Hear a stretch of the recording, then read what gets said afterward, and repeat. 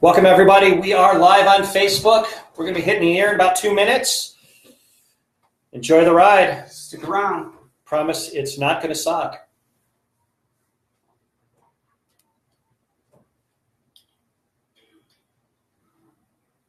And of course, the video will stay on the Facebook page because we love to look back at ourselves and say, wow, that was awesome. It's kind of like, a sports tape, but always awesome.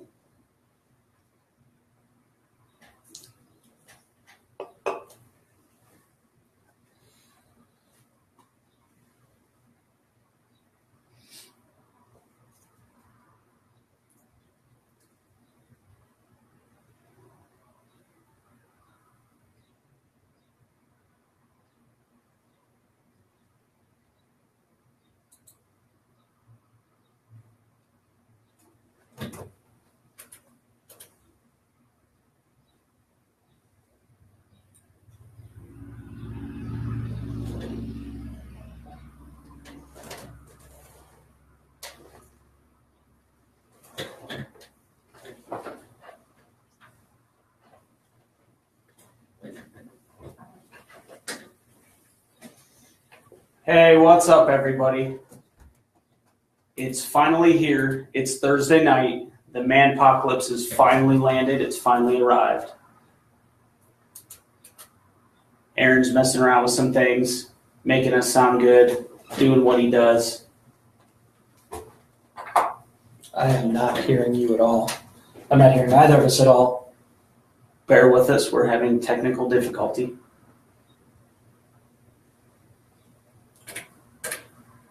There we go.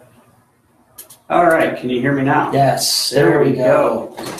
Pushing buttons and making friends. All right. First show jitters out of the way. Sorry about that, guys. Anyway, the mute button actually says mute on it, but let me push all the other buttons just in case. Of course.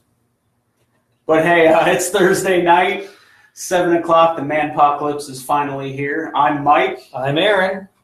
And we're going to see what happens tonight. We're gonna break it loose here. So we've spent, the better part of 3 weeks now, 4 weeks, planning and promoting and talking about. We've been on just about every other show here, talking about what we're going to talk about, and now it's time. You can sit back and relax. Where's my water? Oh, way over there. Have to stay hydrated. Yeah, he's got water. Let's talk about. We're talking about man stuff, and you challenged me to actually bring this up on the air. I've danced around this for like the last 3 weeks. Fire away. I've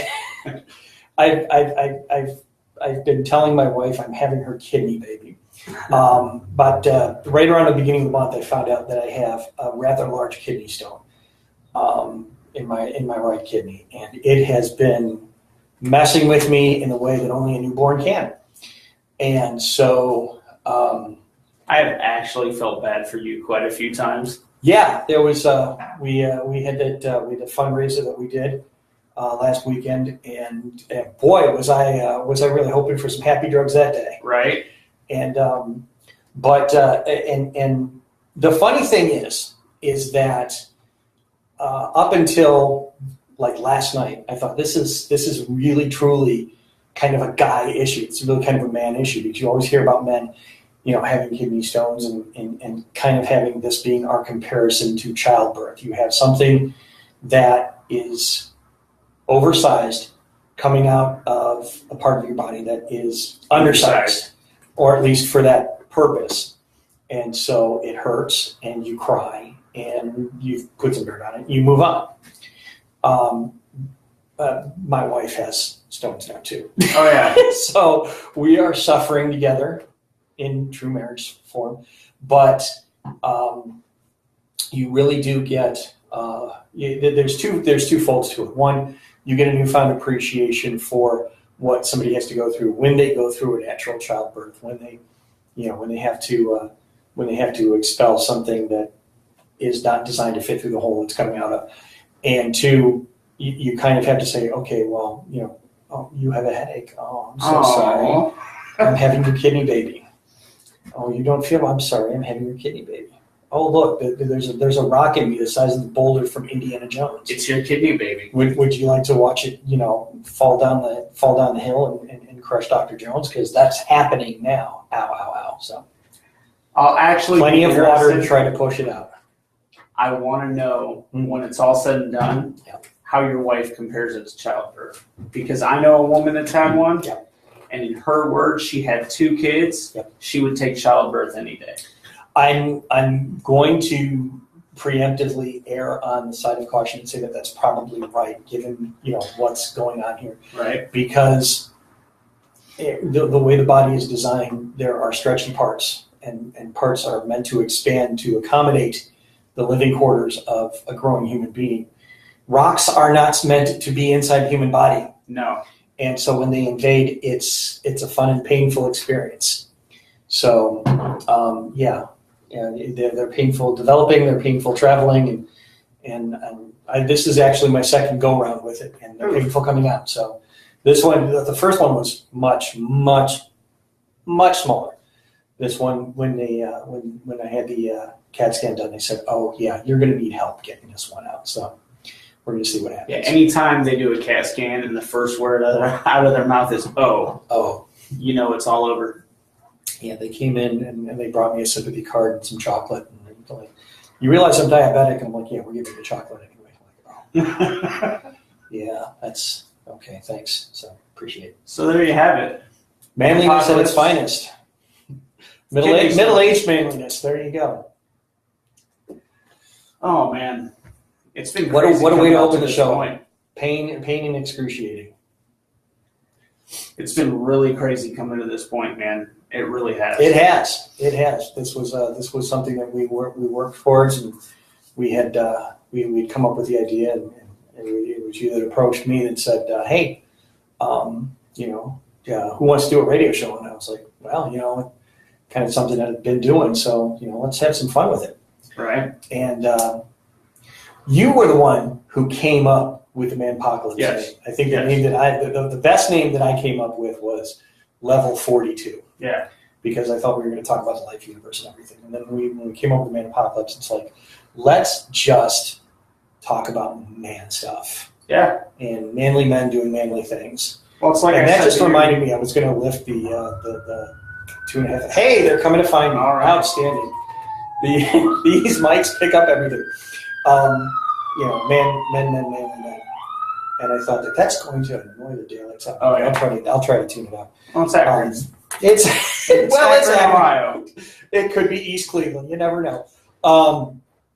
But yeah, and I think there hasn't been a day or two gone by where we haven't really kind of had thrown ideas back and forth, right, and said really kind of beefed it up, and like I mentioned, we had we'd been on other shows, and we kind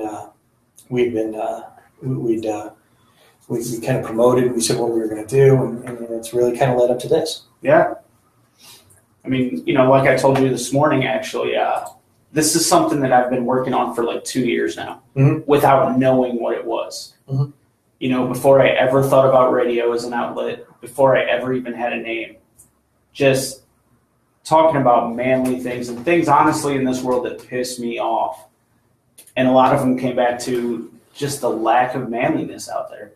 So when we were coming up with a name, Manpocalypse just kind of fit. So, this is going to be a good ride. I really think it is.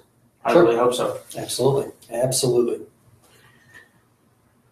Well, you've got your list here of things we're going to start cracking open. Yeah, we thought we'd open the first show with I found a list on a site called The Art of Manliness, which just kind of seemed fitting for this whole thing. But it's a list of things that every man should know how to do. And I thought it'd be kind of cool to just go down that list and discuss it piece by piece and just pick it apart, laugh at it, inform the world whether or not we think it's true. Sure thing. And just go piece by piece. Sure thing. We have people already calling in. Let's grab this first caller here, and then we're going to get into the list. All right. and I pick up the phone. Pick up the phone. I'm doing great. Doing Gary. well, Gary Sanchez. How are you? See, there you go. That's what happens when you pick up calls. See, a real man picks up the phone. Every single time. You think back to when we didn't have caller ID and anything. You just picked up the phone and whoever was there was there. Yeah. And it was a crapshoot every single time. Every single time. Didn't know if you were picking up for mom. Didn't know if it was a debt collector. You had no clue. So you roll with it. Welcome to the wonderful world of live radio. All right. Well, let's just jump right into this. Number one on the list. Every man should know how to tie a necktie. I'm going to expand on that because yes, you're right. Absolutely, every man should know how to tie a necktie. I agree. And it's not that difficult. It's not something that. I think it's something that we learned at a very young age. I think every man should experience the struggle of tying a bow tie at least once. Yes. Just to know that hey, there's an alternative to the the clip-on. Yeah. But absolutely, because that kind of goes back to working and being in a professional world and projecting a good image and taking pride in how you look. Really just having that, and it's not just professionalism. Formal wear, weddings, funerals, bar mitzvahs, quinceañeras, whatever the case may be. You certainly don't want to show up in t-shirt and jeans. No. You want to look your best. And there's a few things on this list that actually touch on that again, but we'll get to those. But yeah, I definitely agree with this one. Every man should know how to do it. And the funny thing is that, absolutely, I only know how to tie one knot. I think I know how to tie two. I know how to tie one knot, and that's it. I really can't go much further than that. I practiced, I looked up, I Googled how to do a bow tie. And then I stared at it, and then I got in the mirror, and I tried it, and I realized, okay, when you tie a bow tie, it's going to look awkward. Oh, yeah. You have to tuck some parts in, you have to do this, you have to do that, and straighten everything. So, there's certainly plenty of learning opportunities to be able to learn how to do this. If you don't have somebody that can teach you, you could certainly look it up online. There's plenty of ways to get that in there. But you definitely want to take pride in how you look. I think you brought up a good point actually when you said that you looked up how to do it on Google. Yep. When we were kids, we didn't have Google. We didn't have Google. We had Dad yelling at us that we were doing it wrong, or Dad did the whole tie it on himself and then put it on us and show us how to do it. Damn it, come here, let me do that. Exactly. So now there's absolutely no excuse. You've got Google. Yep. Go learn how to tie a tie. Google knows how to tie a tie. I don't think I've worn a tie in 10 years, but I still know how to do it. Google doesn't know how to order my pizza, but Google knows how to tie a tie. Right. Hey, look, we got somebody who wants to know how to tie a tie. Hang on a second. Who wants to know how to tie a tie? Thank you for calling the Manpocalypse. You're on the air. Am I close? No, I'm so far away. Where are you? There we go. This is the new guy hazing that we're getting today. We're having fun today. So that's cool. Absolutely. If I mean, she knows how to tie a tie. She probably does know how to tie a tie. Yep. So the number everybody that's calling us a hard time. Yeah. Call in and give us a hard time. We're ready for it. 330-871-4422. And we'll show you how to Google a tie. What do we got next? All right, next, build a campfire. Build a campfire. Now, ladies and gentlemen, you got to listen very closely. It's much more than just putting a bunch of wood in a pile and throwing some gasoline on it, throwing a match and standing back. Absolutely. Because, hey, from experience, I'll tell you, that doesn't work. Or when it does work, well, it's painful. When it works entirely too well. But no, I think you need to know very basics. I'm not talking get out there with a bow and a string and, Yeah, no, we're not talking. We're not talking about the principles of friction. I talk good. We're not talking about the principles of friction and whatnot, but just the basics. Mm-hmm. Know how to start small and build your way up. You know what I mean? Because pyramids can be your friend. They definitely can. So build a campfire definitely, I think, fits on this list. Absolutely. Because and it comes back to, and this is something else I want to touch on. People don't camp anymore. No. People do not camp. People will go to campgrounds where there are cabins with electricity and flush toilets and Wi-Fi and everything you could want it, and places to charge your phone. My idea of camping was taking a canoe, going up through Algonquin Park in Ontario, ending up on some island next to where in the rivers, and pitching a tent and camping out. Yeah. You have some food in a can that you open up, you build a fire, you heat it up, and you do your business in the river and hope a fish doesn't. Right. Now, I'll admit, growing up, I always, we did the campgrounds, but it was always tents. It was never even a camper. Mm-hmm. Cabins, there was no way. Yep. I didn't do a cabin until I was in my 20s, and that wasn't supposed to be camping. That was just a weekend getaway. Yeah. Camping, it was always in a tent. You always built your fire. You always cooked over the fire, and you were dirty and smelled for days. Yeah, the first thing you wanted to do when you got back from that was sit in the shower for about 90 minutes. It doesn't matter. Hey, more hazing. You ready? All right, ready for some more hazing? Here we go. Thank you for calling the Manpocalypse radio show. You're on the air. No? Hello? Hi. This is the radio guy. This is the radio guy. Who are you? Hi, Charlie. What's up?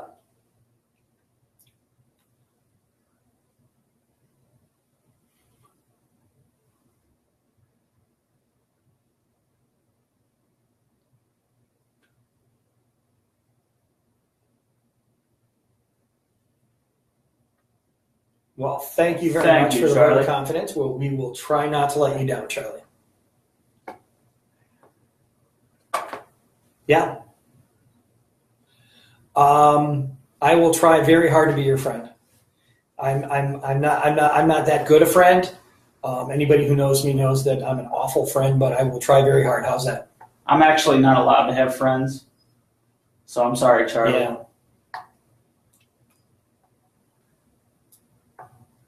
Yeah, it's nothing like the Howard Stern show. All the naked girls have stayed home today.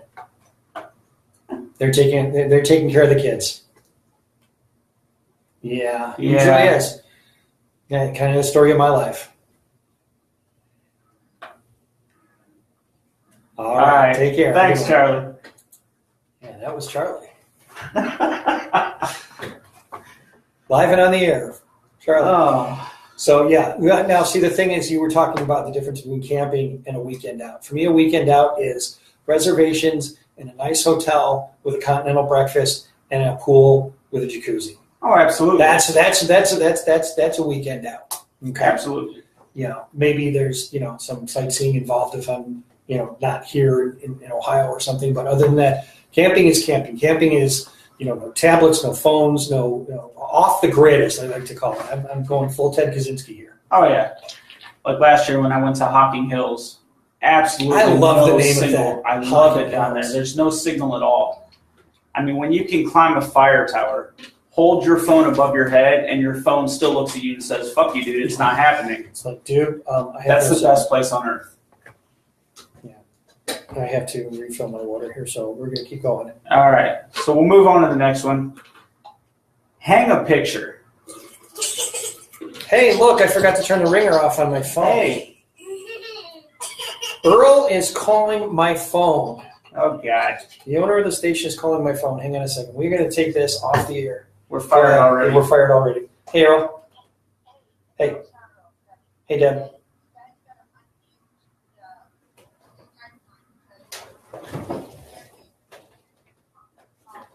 Apparently we're doing something wrong. Oh, okay. Thank you. All right. So apparently, in the throes of learning, the Skype line was muted. Oh. So, Charlie, if you wanted to be on the air, you missed it. We talked to you, but you didn't talk to us. But that's okay. Sorry, Charlie. Sorry, Charlie. It wasn't on purpose, I promise. And this is going right over the air. I'm trying to refill my water bottle, but that's okay. You were talking about hanging a picture. Or I'm going to just add hanging anything on your wall. Let me tell you something. There have been times where I've lived in places where you have holes in walls the size of the end of a hammer. Because it's like, okay, well, let me tap on this, and let me tap on this, and let me tap on this, and then boom, it goes through. There is a wonderful gadget that you can buy at Amazon. You could buy it at a hardware store. You could buy it at one of the big box stores. You can buy anywhere. It's called a stud finder. Yeah. And they're wonderful. They're amazing. Because they will tell you where you can pound a nail and not put your hammer all the way through the wall. And there you go. I mean, I don't want to say that the picture hangs itself because it doesn't. But you're going to have a lot more success than you do just, I'll just put it anywhere. It's really not as hard as people make it out to seem. Because then you run into the issue of, okay, well, I'm just going to tap, tap, tap, tap, tap, and hope I don't go through the wall. And then the other side of that is that if you're hanging something, if you're hanging a frame that's too heavy, that's going to pull that nail right out of the wall. And some random time, maybe even in the middle of the night when you have a real opportunity to scare all the kids, that picture's going to come crashing down. Oh, yeah. You're going to walk away. You're going to take a few steps back, look at your picture. It's going to look great. And then when you least expect it, crash. And you're going to have a giant crater in your wall. Mm-hmm. It's not that hard. Not to mention a really nice frame that has just been shattered all over your floor. Right. Because that's always fun. What else should men know how to do? All right. So the next one, this goes back to looking your best. Yep. You should know how to shine your shoes. You should have shoes that shine. You should have shoes that shine. I have no pairs of shoes that shine. I will admit that out loud on the air. I do have a pair of dress shoes, but they are they're not shiny. They're still dress. Right. But it's like the same stuff they make alligators out of. Oh, okay. It's not alligator now. I'm not. I don't make that kind of money. But now, being both of us, having come up in the military, there we know how to make combat boots glisten in the dark. Yes. So there's certainly something to be said of just sitting down with the boot black and the brush and taking your time. And making them look good. And I think that's something that there's a lot of what we talk about today and what we'll talk about in future shows where it's like, if you just take the time to put the effort in, you're going to be pleased with the result. Because a lot of times people don't. We live in a world. We live in an age of instant gratification. Instant gratification. Instant gratification because I want it now and I want it my way. I want it. I want next day delivery. I want pizza in 30 minutes. I want I want it now.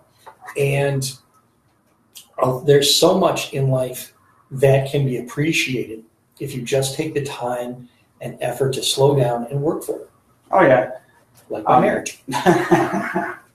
Well, that's true of just about any marriage, or it should be.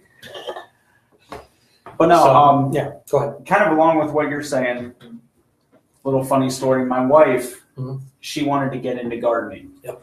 And where we live right now, we don't have room for a garden, so everything we're planting in pots. Yep. I decided, the neighbor cut down a tree. I've got some of those logs. I decided I'm going to be a man, and I'm actually going to carve little stands for my wife's pots out of wood. So I'm going to start doing woodworking that I've never done in my life. Uh-oh. Number one, my hat is off to anybody that does that on a regular basis. Oh, yeah. Okay, an hour into it, I was dripping in sweat. In fairness, it was like 85 degrees, and I was sitting in the sun. But you look like you've got a little color. A little bit of color. But No, it was just really, really hard compared to what I thought it would be. Right. But when I finished that first one, that I think it took 6 hours altogether over the course of a couple days. Right. Don't get me wrong, it's the most hideous thing you've ever seen. But just the time that it took to put in the effort and come up with a finished product. I think every man should know that about something. You ever see the movie Accepted with Justin Long? Yes. The wood speaks to me. The wood speaks to The me. wood speaks to me. It's right there in the foreground of my brain right now. The wood speaks. Well, I definitely did not carve, a fertility fertility statue, yeah. But, this hideous But it thing could have that I passed off as carved, one. it might have passed off. But this hideous thing that I carved out of wood actually does what it was intended to do. So, which is whole pot. I mean pots. Whole pot. Yeah, pots. Exactly. Plural. Plural. That's it. There you go. But no, I agree. Like getting back to shining shoes, the time it takes to actually put forth the effort, right, to come up with a finished product that looks good. Mm-hmm. That right there is half of what it is. I mean, anybody with a toothbrush can clean the mud off of shoes. That's no problem. That's easy. Okay, shine them. See your reflection. Your reflection in them. Or as there was a play. Do patent leather shoes really reflect up? Because somebody said if you shine them enough, you could kind of hold them and look up and use your imagination. That's what I'm talking about. But yeah, think Marilyn Monroe. Think Marilyn Monroe. Yeah, 7-year itch. Right. So I think we agree. Shining shoes goes right up there with the necktie. It just comes down to looking good. It comes down to it comes down to having pride in what you look. Yes. And how you look. Some people are proud of the way they look when they don't look their best. And it's just, this is what I want to look like. And you know what? Lord bless you. Have fun. The most of the rest of us are looking at you and kind of scratching our heads going, But no, how? But yeah, I mean, when you really want to look your best and put forth a good image, sometimes the crunchy candy shell does come in a nice wrapper. Yes. What else we got? Well, the next two, I'm actually going to say that in this day and age, I somewhat disagree with. Okay. The first one is treat a snake bite, and the second one is survive a bear attack. Okay. Now, I was going to say that out here in northern Ohio, that's probably something you really, really, really want to be able to know how to do, because snakes and bears are prolific. They're everywhere. You need to know how to do that. Now, having said that, my wife had pointed out to me earlier, I think it was last night, that there's a black bear running around somewhere. Yes. So, yeah, now it's a thing. Now you have to be on the lookout for bears, because a day or two ago, a black bear was hit on either 77 or 76. That's what she was talking about. Yeah. And, so the one that got loose in Ohio may be dead and no longer a concern. Well, okay, if it was the black bear, the way that she described it, I'm thinking to myself, I'm not certain if the black bear is so much damaged as whatever car tried to hit it. Right. Because, black bears are not, cute and cuddly and fuzzy. No, they're not small. They're houses. And, hey, look, another caller wants to talk about the black bear. Let's see. Here we go. This one's actually going to make it on the air because I did it right this time. Thank you for contacting the Manpocalypse radio show. You're on the air. Or not. Good morning. Hi. Hi.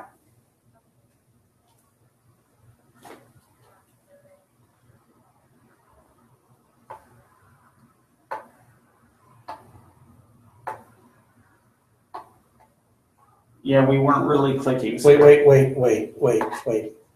I recognize this voice.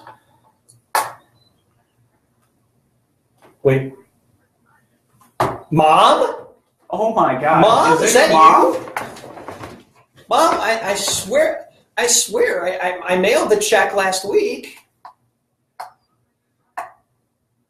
Oh, you're thinking of my brother. Okay. They are. Yeah, they are slow. They are very slow.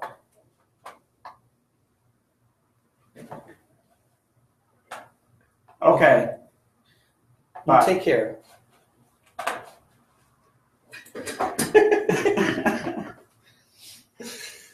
You got a tattoo of my Camaro on her butt. I'm telling you, my mom has a tattoo of your Camaro on her butt. I didn't know I had a Camaro. How did she pull that off? I'm telling you, I didn't even know you had a Camaro. Neither did I. You know what? I know whose Camaro it is. We won't mention it. No. We won't mention it. All right. Anyway, back treat to a snake bite and survive a bear attack. Now, I'll say this. I go hiking a lot all over Ohio whenever I can. You know, so I do go into some places, believe it or not, Ohio's got some pretty good woodlands. Yep. You know, there actually are bears, you know, down south, things like that. Yep. I know how to do these things. Sure. Or at least in theory. I know how to survive a bear attack in theory. I've never tested it. Right. I don't plan to. But I don't necessarily think that these are things that every man today should know how to do. Mm-hmm. Because in this day and age, there's a lot of guys that are never going to come up across this. I'm thinking that unless you're going to be in an area, and you know you're going to be in an area where, you know, this is going to be an issue.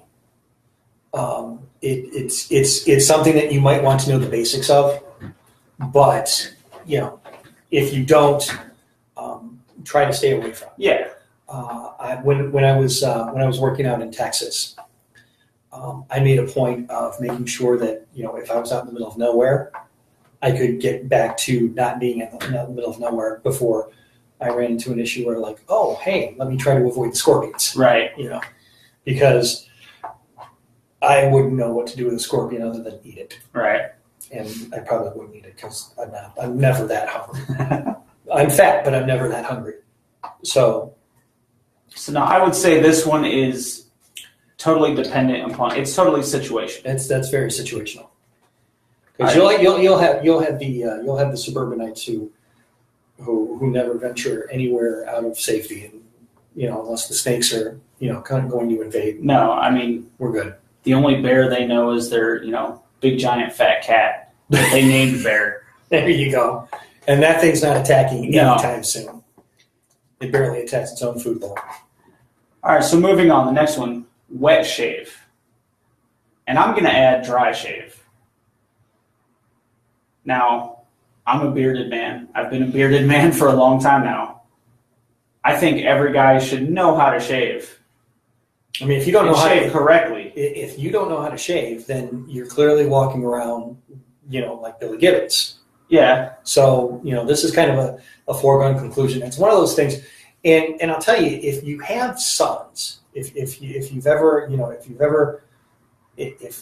passed, you know, on generational knowledge like that, one of the things that is really kind of it defies description, but teaching a boy how to shave, for the first time, especially when they don't want to. It's like, no, I want to grow this out. And I'm like, okay, I know you want to grow it out.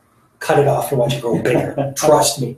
Okay, this did not happen by me just leaving it alone. Right.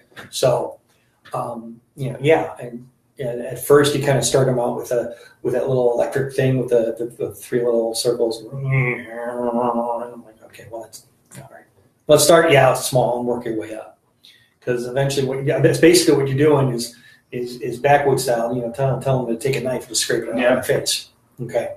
So yeah, wet shave, dry shave. Let me put it to you this way: if you don't have access to at least water, leave it alone for a few days. I agree, because you know, dry shaving is there's a level of discomfort that nobody really should have to go through. Agreed. Because I mean, there's water somewhere. You can at least get the razor wet. Yeah. And shave that way. I don't think dry shaving is really something that we really need to get back to. Oh, I don't think we need to get back to, but I don't know. I guess my thing, shaving seems completely obvious. If you're a man, shaving seems obvious. I need to preface this for anybody, you know, else listening right now. We are talking about facial shaving. Yes. Okay. Any other shaving or grooming, that's totally your discretion. If you're dry shaving anywhere else, that's on you, not on us. We got another caller here. Oh boy, here we go. Let's see what the audience has in store for us today. Thank you for contacting the Manpocalypse radio show. You are on the air. Hello. And goodbye. And that one. Well, we got another one. We got another one in the bullpen. Thank you for contacting the Manpocalypse Radio Show. You are on the air.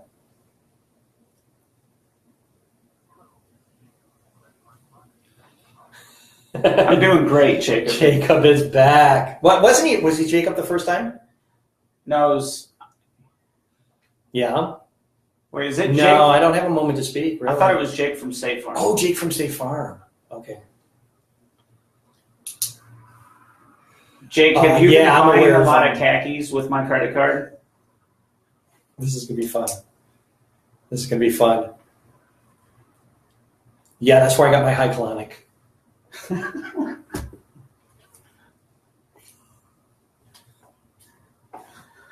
Yeah. Yeah. Yeah. Yeah, that's the way they do the Hyclonic. Oh, wow. We already told you we were. I'll tell you that.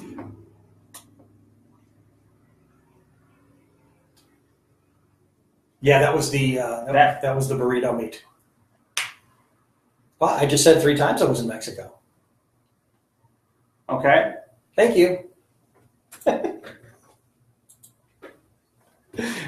Gotta love the bot calls, right? Yeah. These are fun. All right. But So no, yeah, what I was going to say is, if shaving made this list, it makes me believe that there are guys out there that actually don't know how to shave. Like, seriously, go to a barber or go to, God forbid, a hair salon, and they shave for you. there are times. There were times where I would actually go to the place that would cut my hair when I, wasn't doing it myself with clippers, and say, you know what, hey, for a few extra bucks, take out the straight razor. That's totally different. Let me, let me feel relaxed, and have fun. I look today at some of the beards that people are growing today, and it's one thing if you're keeping it uniform, if you're keeping it kind of a nice even trim, or an even length where it doesn't look like Like mine Tom did a week ago. Yeah, yours did a week ago. That too, or Tom Hanks from Castaway. Yeah, when you start looking like that, there's a level of I just don't feel like it anymore, and that's where you get out the face weed whacker. Just Yep. So yeah. All right. So moving on. Yep. Parallel parking. Before we touch on parallel parking, let's get some more audience love here. We get lots of calls today. It's lots of fun here. Hey, Manpocalypse Radio Show, you are on the air. Hello. Hello. Hello. Hi, hot stuff. And he's gone. Oh, there you go. Yeah. Oh, good. Well, that's where I put it.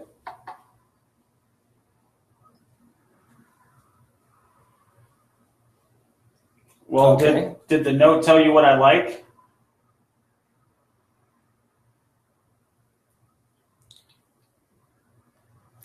Ooh, you know what? I'm more of a butterscotch guy myself. Yeah.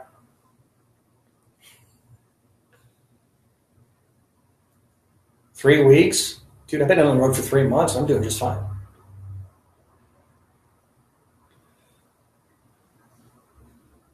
Okay. You do that. I'll be here until 10 o'clock. Short? Oh, I don't know if I can handle short. No short.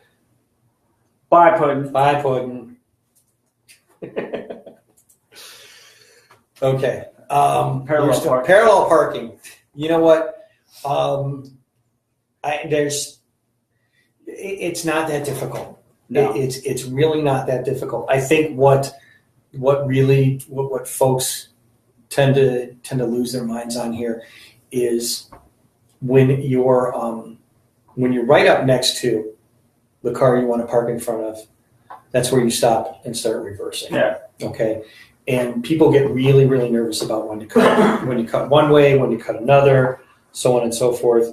And parallel parking really makes people nervous because and even here in Ohio, you practice the maneuverability, Yeah. which is a sense of parallel parking when you do it in reverse. And so, when I was in Pennsylvania last month, the handicap spaces in front of the hotel were all parallel parking. Yep. And so I had not parallel parked before that. Well, I can't tell you how long it's been. It had been a long time before I'd done that. But, because my father was the one who taught me how to drive, that was one of the things kind of hammered home. Yeah. So, it just bing, bang, boom, like nobody's business. And I think, someone was watching you and was like, how did you do that? And I'm like, how do you not? How do you not? So I think it's something. Guys. I think it's something, guys and women alone, but anybody just kind of makes them nervous because there's, they think they have to. I have to do this often. They think they have to look here, they have to look here, they have to look here, they have to look here. It's all about really kind of using your peripheral vision. Yeah. You drove past where you're going. You know what's here. You know what's behind you. And use your mirrors. It's not that difficult. No, it's really not. And so many guys. I'm going to say, you know what? I'm not even going to say younger guys. So many guys in general claim to be good drivers. Right. They claim to be the best driver they know. Right. Yet they can't parallel park. Well, that's the thing. People will claim, this, that, and the other. I claim to be young, thin, and attractive, but here I am not. Right. So yeah, I think it fits the list though. Yeah. So, parallel parking again. Parallel parking is really more of a thing if you're going to venture into downtown areas. You don't see a whole lot of parallel parking in suburban areas. You don't see a whole lot of parallel parking where there's going to be parking lots. Where I work downtown, in Superior, Euclid Avenue, St. Clair, 9th Street, 6th Street, 12th Street. There's all just tons of parallel parking up and down. Yeah. And so you really kind of have to know what you're doing. And I've watched people not know what they're doing.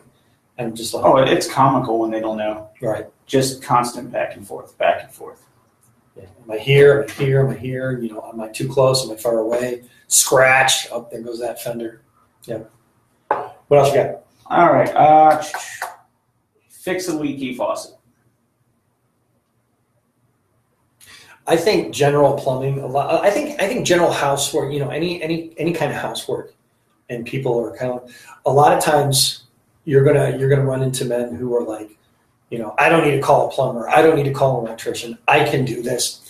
There is basic housework that just about anybody can do. Yeah. I've lost track of how many toilets I've fixed. I've lost track of how many sinks I've unclogged. But I know where my limitations are. I know where, okay, this goes way over my head. And I think now I'm at a little bit more of an advantage. What I do for a living, you give me a problem and I know what I can solve. But I know where my end point is. Right. And I know where I have to say, okay, I've gone as far as I can go. I have to get somebody else to take you the rest of the way and solve your problem for you. So, apply that to, okay, we've got a problem with the kitchen sink. Let me take a look at it. Oh, okay. This is something I can fix. Oh, it's shooting water out of the top of it. Well, first of all, turn the water off. Right. Okay. Step number 1. Turn the water off. Do not work while the water is still on. After that, the key to remembering, the key thing to remember here, don't do anything you don't know how to do. Agreed. Because a lot of times men will be like, well, I think if I do this, ... And then, stuff explodes. Into, here, hold my beer. Yeah, hold my beer and watch the house explode. Know your limitations. I think that's the key. That's a big key. Know your limitations. Know when you do have to call somebody. But at very least, especially if you're a homeowner, right, you should know how to approach the problem and then make a decision from there. If you're a renter, it's easy. Landlord. Yeah, exactly. If you're a renter, call the landlord. Landlord. But I think basic home repairs like leaky faucets, toilets, things like that, you should know how to do it. Unruly toddlers, right? Well, unruly toddlers are a beast all their own. Duct tape. Duct tape works. Duct tape fixes everything. And, drugging kids is highly illegal. Yeah, but it can be done.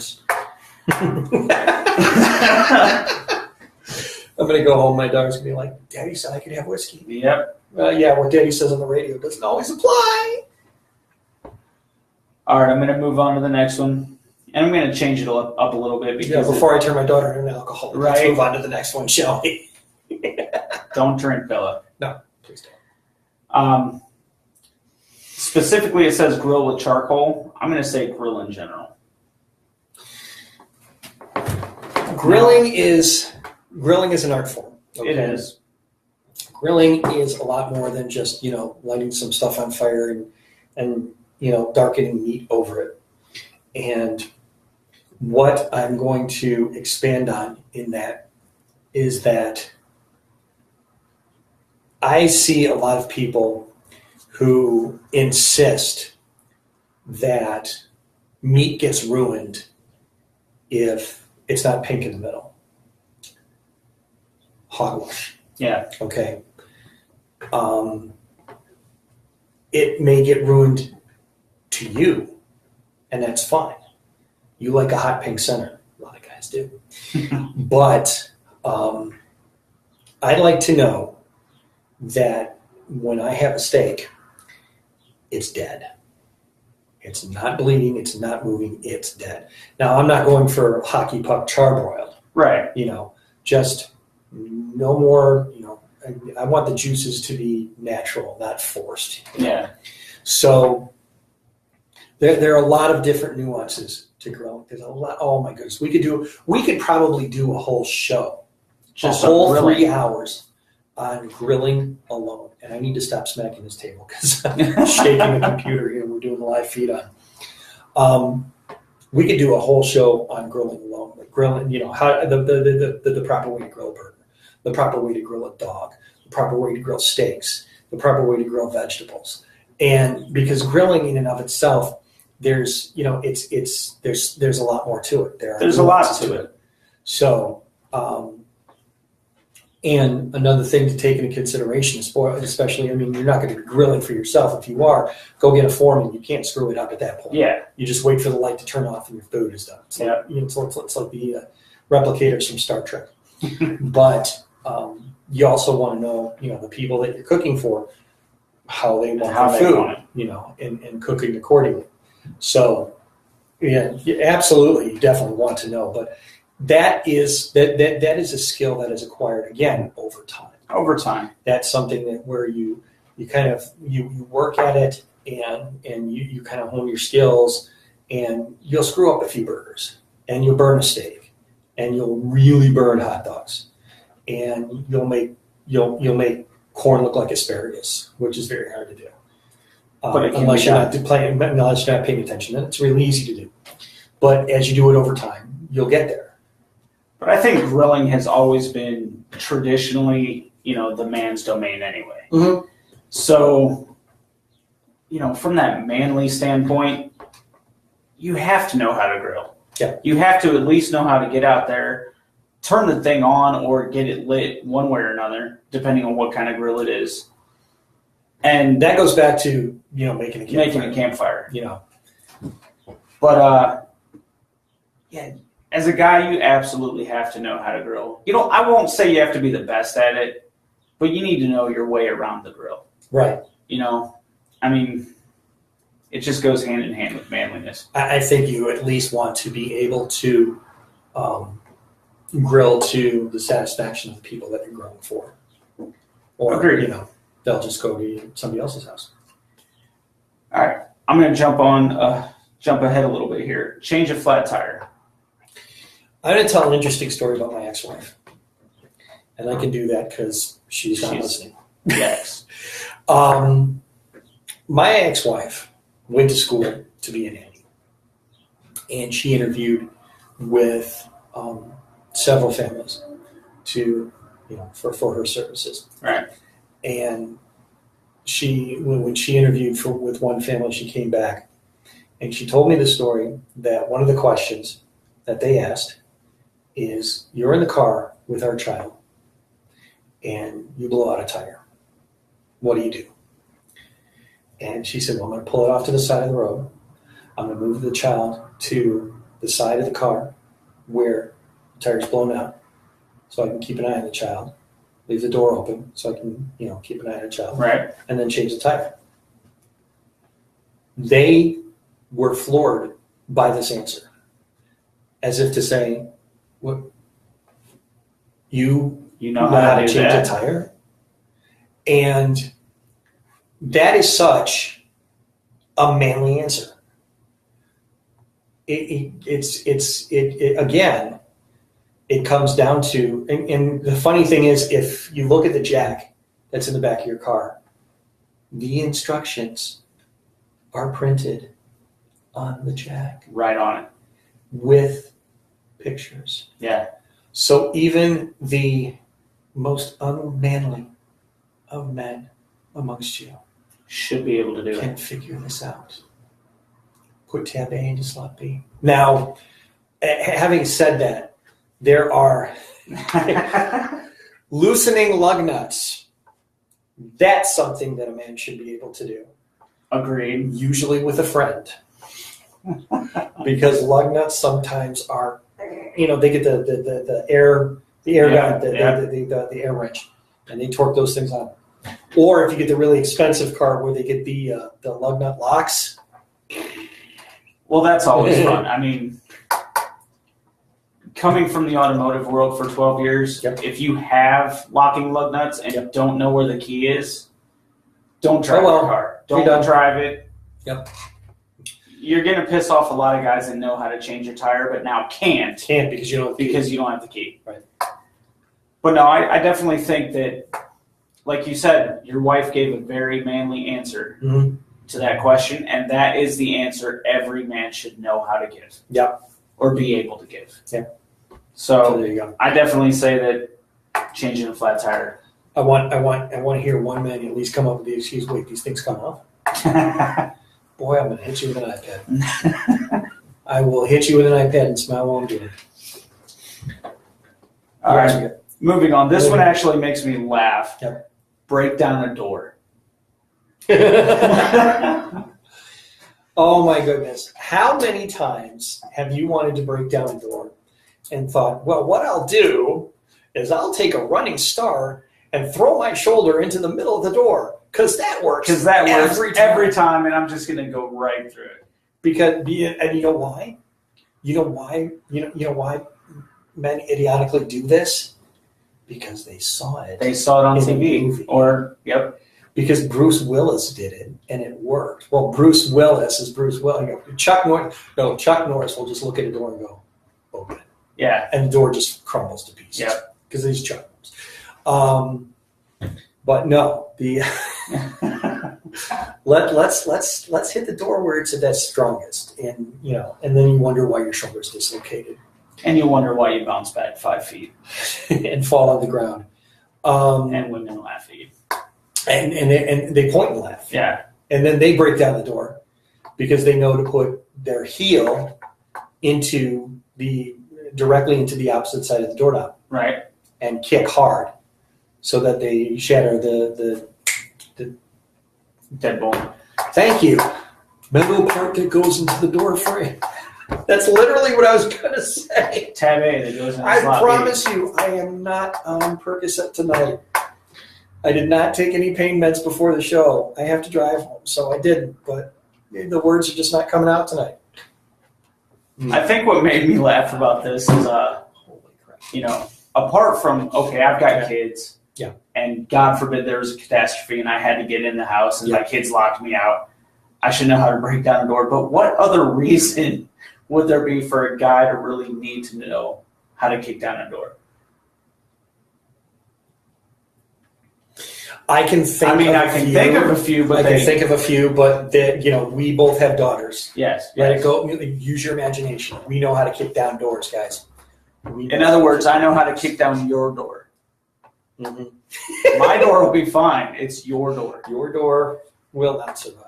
But the aside to that is that if you really don't have the wherewithal to kick down the door, at least know where the spare key is hidden. And while we're talking about kicking down your door, because I have a cute daughter, every man should know how to sharpen a knife, which I know how to sharpen a knife. Or swords. There you go.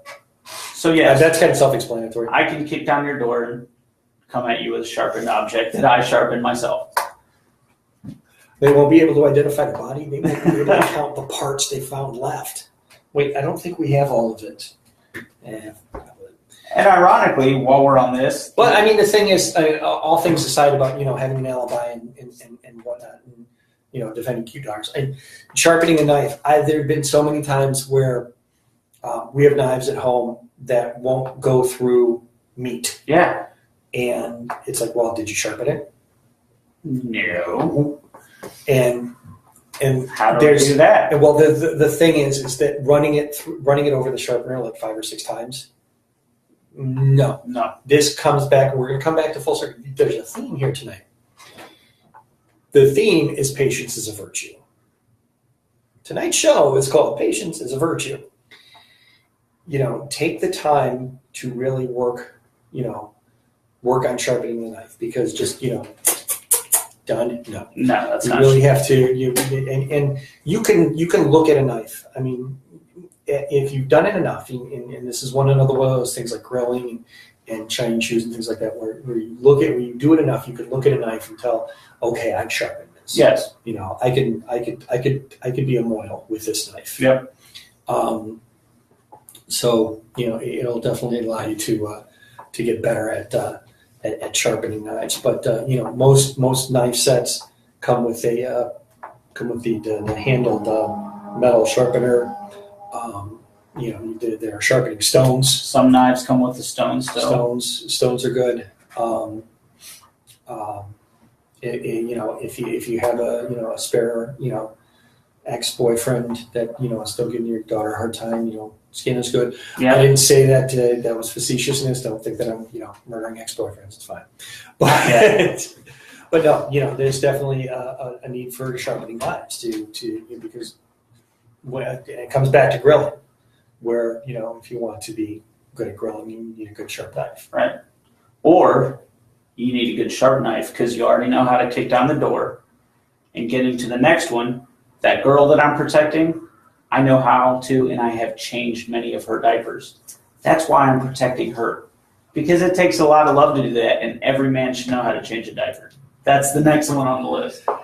There's the video going around, and I saw it again today, of the guy from Chiswick who opened his kid's diaper and vomited.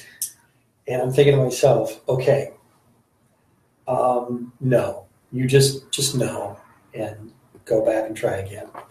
I think what helps in changing a diaper, you really have to be. It's one of those things you start when they're newborns. Like the first week. Yeah. Because those first diapers, where they've basically been eating amniotic fluid, are a smell that nobody can even describe. No. And a texture that you can't even tell if it's liquid, solid, gas, or a mixture of all three. It's just something. It's something. And it gradually becomes better than that. So once you've started out changing the newborn's diaper and then you go from there, you're fine. Now, think back to when we were infants and we grew up wearing cloth diapers. Oh. Okay. That's one thing. Now they have the Velcro straps and you can take it apart. Oh, you're fine. Okay, put it back on. Yeah, now they're super easy. Now you take it off, you wrap it up, you wipe them up, and you throw another one on. And it's super easy now. So, I mean, we've gotten to a point where it's gotten, a lot easier to manage that. But it certainly shouldn't be something that need to shy away from, because one, somebody did it for you. And two, they're going to do it They're for going you to do again it for you again. later on. No, there's a photo of me the very first time I changed my oldest daughter's diaper. Mm-hmm. I was going through EMT school, so I had medical masks. So just joking around, I went and put one on. And of course, my wife was there and snapped a picture. There you go. So her favorite story to tell everybody is that I needed a mask. But in all honesty, you have a kid, know how to change their diaper. And don't shy away from it. Don't be afraid to do it. Jump in there and just do it. Right. And we're going to touch on this later in the show. I mean, changing a diaper is one of those things that just really kind of becomes, when you become a father, there's so much in your life that just kind of changes. I mean, it just completely, your train of thought, your way of thinking, what you do, how you do it, it just completely, there's something that clicks and says, okay, this is what I am now. And we'll touch on that, later in the show because we got something planned for Father's Day. Yeah. All right. Moving on. This is kind of a big one. Every man should know. That's what she said. No, she didn't. Oh! Ho! One-timer from the blue line. Anyway, every man should know how to properly shake hands. Oh, there's nothing more annoying than a limp when wrist. someone gives you a hand like I'm that. I'm sorry. When I go to shake your hand, somebody did that once, and I'm like, "What are you, a puppy? Yeah. What? No, just." Now, I'm not going to lie. I've gone to shake hands with, somebody. A perfect example. I met Lou Ferrigno. Holy crap. Okay, his hands. You don't shake his hand. He shakes your arm. I'm not going to lie. I went to shake his hand, and I'm thinking I'm going to give him a firm. No, he engulfed my hand and just crushed it. And there was nothing I could do to feel manly in that situation. But I at least tried. Right. I didn't go out there, all limp-wristed. And, I mean, the man had bigger hands than me. There was no stopping that. How long ago was it? Okay, I don't care. A few months ago, I went down to Atlanta to a final face-to-face interview with Delta Airlines in their flight attendant program. And what they do is they kind of hoard you in with a bunch of other folks. And the key to that is they want to see how personable you are. Now, I saw one or two folks just kind of, sitting by themselves, sitting on the couch, just waiting. And I'm like, okay, you're definitely not going to make it. Right. The ones that really had potential were the ones that were engaging other people and talking to them and everything else like that. And a lot of people were really kind of, it got to a point, I was shaking hands with somebody, and they were so enthralled with the way I shook their hand that she was bringing other people around. Shake his hand. Shake his hand. Meet him. Watch how he shakes hands.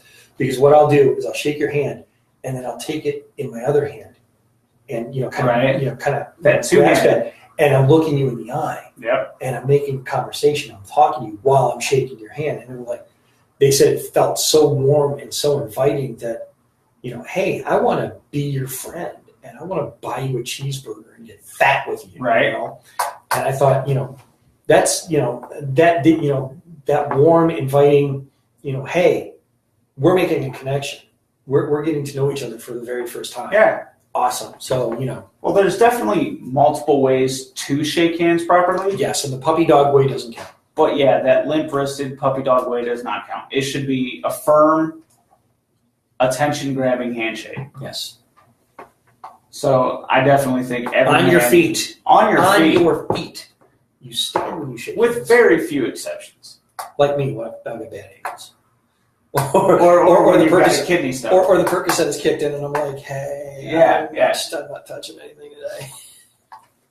I'm not going to lie. When, my daughters were young and, maybe I'm holding them and feeding them and somebody comes along, I'm not waking up that little girl. I'm not shifting. I'm like, I'm not going to stand up. Bro clap hug on the back. Right. Yeah, that's about it. So, there's some exceptions to that rule, but I agree. It should be on your feet, face to face, looking them in the eye. There you go.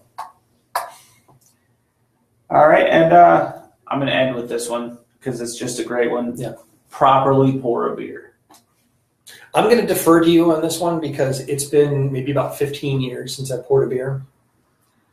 So I'm going to let you take it. I graduated from beer to whiskey to sobriety. Right. So go for it. No, honestly, nothing is worse. Okay, if I'm going to go to your house and you're going to have beer, yeah. If you don't know how to pour a beer, just give me the can or give me the bottle. I'll show you. I don't even care. I'll drink it straight from that, but don't ruin my beer trying to pour it into a glass and make yourself look better than you are because you're giving me a chilled glass if you don't know how to do it.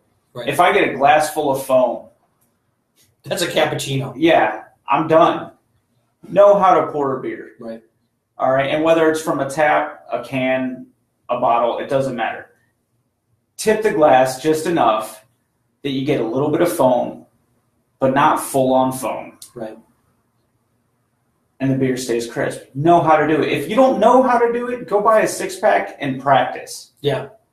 Otherwise, don't serve it to me in glass. Just give me the can, just give me the bottle. Shotgun. Yeah. There you go. All right, well, we have reached the 8 o'clock hour. All right. We're going to take a break right now, play a few tunes here.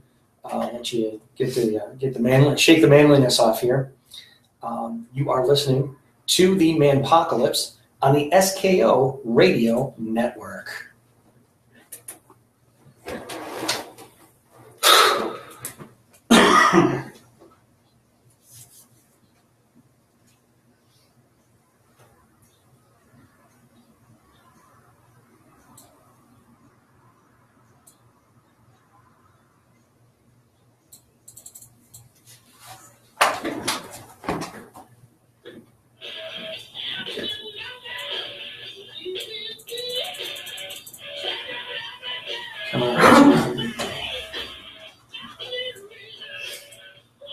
How many songs you got? 3. I did 3 for each break. All right, I'll be right back. Go ahead.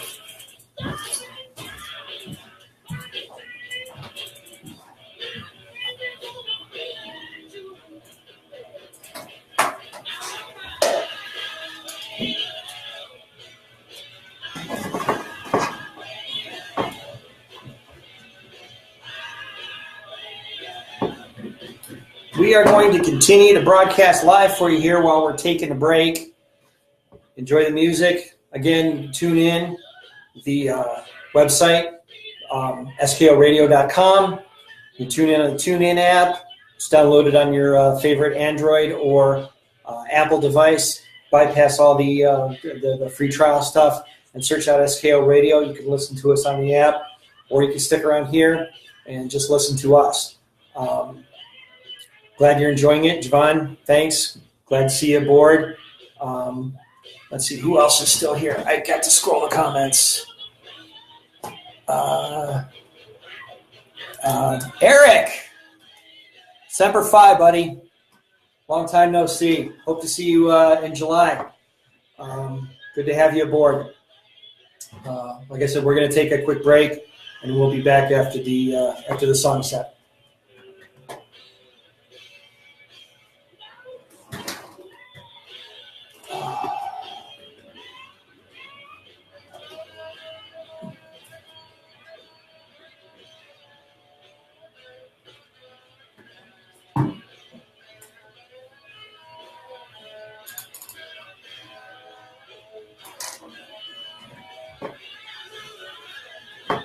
Yeah, no problem, Javon. Good luck with that overnight stuff. But hope you're having fun with it.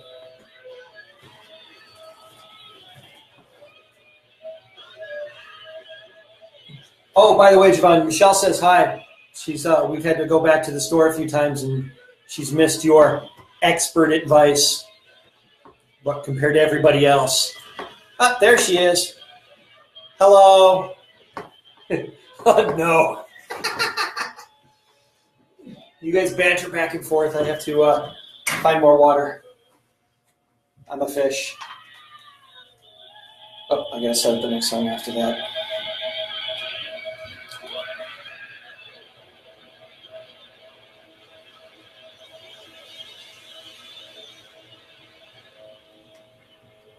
Aw, thank you, Bella. Daddy loves you too.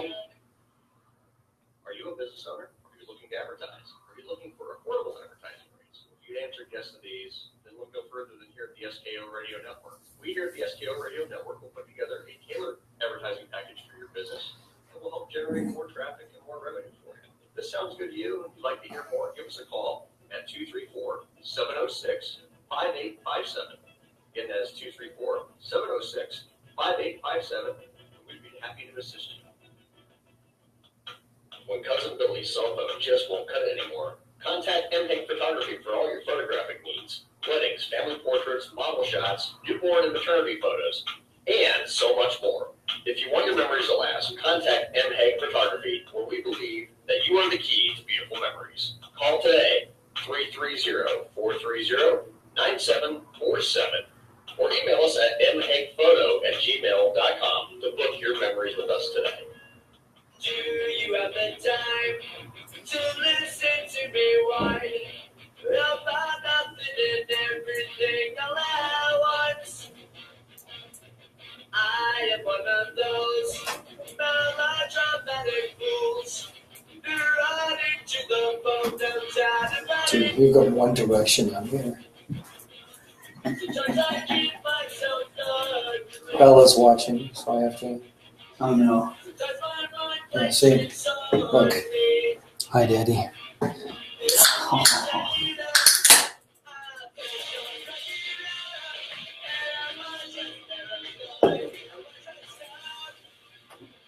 Let's see. Early on, Deb said, make sure we're watching the phone. Yeah, I saw that.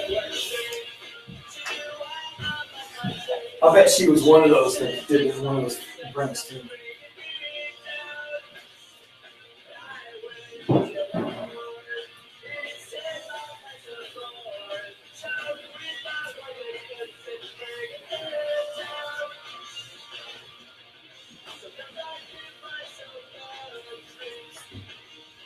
Next week, I gotta use a dirty water from the fridge because I'm stinking going to use a lot. Yeah, I'm gonna release it here.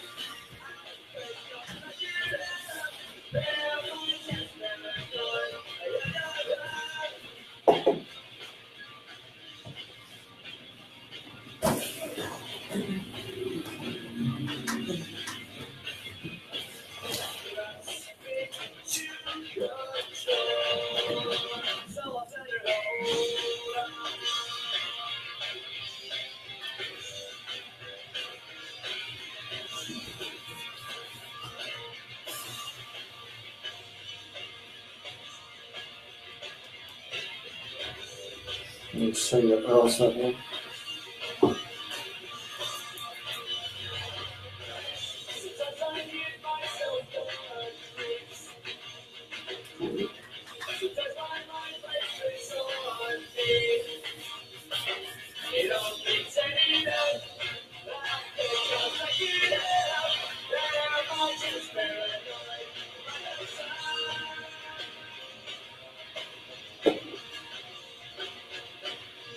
Can you drink beer on YouTube Live? Actually, I don't know. We're doing Facebook. Oh, I okay. don't know. I mean, they do it all the time. They don't skip on. All right.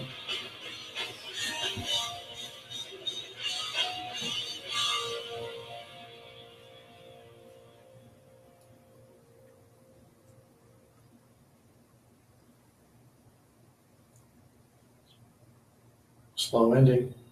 There you go. Sports, the final frontier. These are the voyages of the starship Subtitle Radio. Its weekly mission to cover all pro and college sports. Seek out your opinions and give you mine.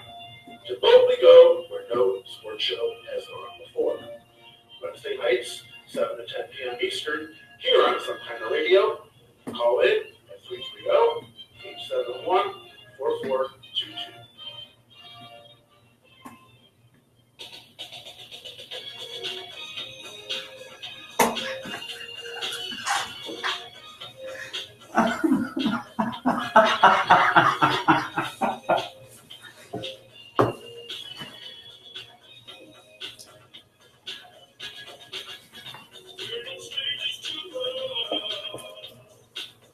I picked a song for you, Michelle. You're welcome. Yes, I'm aware I'm sleeping on the couch.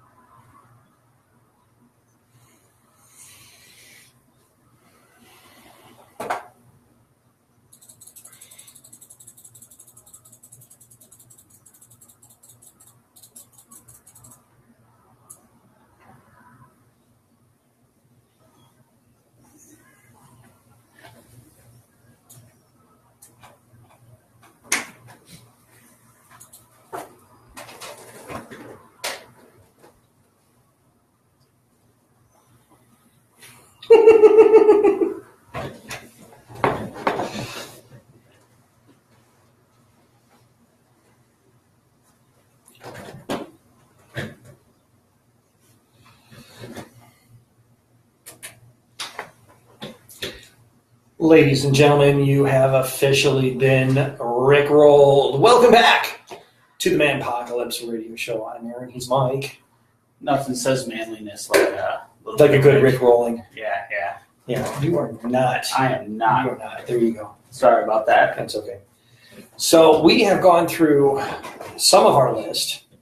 What we're going to do with the next 45 minutes or so is tackle a little bit more of the manly list and talk a little bit more. I think we wanted to, you had an idea what you had called Manpiphanies. Manpiphanies. Tell us a little bit more about Manpiphanies. All right, so a manpiphany is when you watch something happen or something just dawns on you that, my God, 15, 20 years ago, you were that idiot boy, that idiot child that thought you were a man, but really weren't. And unfortunately, it takes becoming a man to realize that. And the first example is that was actually last night at we were at Walmart, and I'm just going to go ahead and say it. Sorry, honey. Really cute little Indian cashier. Okay, I mean, just really cute. Right. And there were these 4 young guys, and they were doing everything they could to flirt with her and hit on her and make themselves look tough. And she was laughing off every bit of it. And I don't mean laughing with them. Like, she was laughing at them. Mm-hmm. You know, like, she totally didn't buy into their bullshit. But it was that moment of, first I laughed at them. Yeah. And then I thought, that was me 20 years ago. I was that guy that, you know, if I saw a cute girl, I had to try to be tough. Or I had to try to be witty in front of my friends, you know? Mm-hmm. And it was like, dude, you're striking out with this girl so bad. And you don't even know it because you're so focused on trying to be a man right now. Right. And to me, that's a manpiphany, that moment where you realize, holy crap, thank God I've grown up a little bit since then. What gets me about that story is that the difference between men and women is that the guys will see the woman, the guys will see the cute girl working the cash register at Walmart, and they'll hit on her. I'm like, ooh, I want to talk to her, right. Get her number, follow the progression of time. Reverse the roles. The girls see the guy working the cashier at Walmart, won't give her the time of day. Nope. It's like, no, you need to be working a much better job than that. Yeah. So manpiphanies, what I'm taking from this here is this, and I'll tell you some of my manpiphanies. My son graduated high school last month. Feels like last month. So, the culmination of 18 years of, oh my God, did I do that to my dad. Right. There have been so many times I have called my father up and I've said, Dad, I'm sorry. Yeah. And he, the first few times I did this, I had, he'd ask, what are you apologizing for? Well, let me tell you what your grandson did. Usually that's the end of it. As soon as I say, let me tell you what your grandson did, it's like, you know what? No, I get it. I get it. Yep. I get it. No, you're fine. He's basically, it's called karma, son. It's your turn. Right. And soon it'll be his. And that's how he always left it. He was like, soon it'll be his. And after a while, I'd call my dad. I was like, Dad, I'm sorry. I was like, Yep. Yeah, but it's like, after a while, he did start to get curious. Like, all right, what did he do this time? All right, yeah, what happened? What did he do this time? And it's like, as long as he's not, piercing anything or piercing anyone, it's fine. But, things like that where I look at the way that boys dress today, and I think back to the way I dressed when I was 16, 17, and my dad was like, you're walking out of the house wearing that? Yeah, what's wrong with you? What is wrong with you? There was one time where I had the lead in school play my senior year, and a week before opening night, my dad demands, I'm taking you. Your hair is too long. I'm taking you to the barber. You're getting a haircut. My character has long hair. My drama teacher, who, by the way, is retiring from teaching this year. I really would have thought that I would have retired her, but I wasn't bad enough. Right. Actually called my dad and pleaded with him to not make me get a haircut. And I got in trouble for that. Yeah. And, it's stuff like that where it's like, you're walking out of the house looking like that. The music that the kids listen to today. Yeah. Some of the stuff that kids listen to today, some of the stuff that is popular today. I'm just like, what? But if you think about it, our parents thought the same thing. They thought the same thing. I listened to Bohemian Rhapsody really loud. And my dad is like, what is that? Of course, he listened to stuff like Barry Manilow and Peter, Paul, and Mary. And I mean, he grew up in the 50s and the 60s. I mean, he was a child of the 60s. So, his was that. Mine was Queen and Elton John and Def Leppard and Poison and stuff like that. And Metallica was the devil. And why are those guys or girls? Why are they wearing so much makeup? And I'm like, just be grateful I'm not wearing makeup, Dad. Shush. So yeah, I mean, my epiphanies are stuff like I look at what kids are doing today, and as soon as I have that thought, it reminds me that my dad and our parents thought the same thing of us when we were growing up. Or even jobs. Go to any job and work with somebody 10 years younger than you. And yes, you'll have so many man epiphanies, it's not even funny. It was more along the lines, and the thing is, I want to try to refrain from naming names, but I worked someplace where I easily bested everybody there by 20 years. Yeah. Easily. And it wasn't that they lacked any sort of motivation. They moved at supersonic speeds. They were boom, boom, boom, boom, boom, boom, boom, boom. And they were motivated, and they were driven, and they had dreams, and they had goals, and none of it made sense to me. Right? My goal was to make money and buy food and have a couple of days off where I could sleep and maybe have enough energy to chase the kids. And tell neighborhood kids to stay off your lawn. I don't have a lawn big enough for it, so I don't care.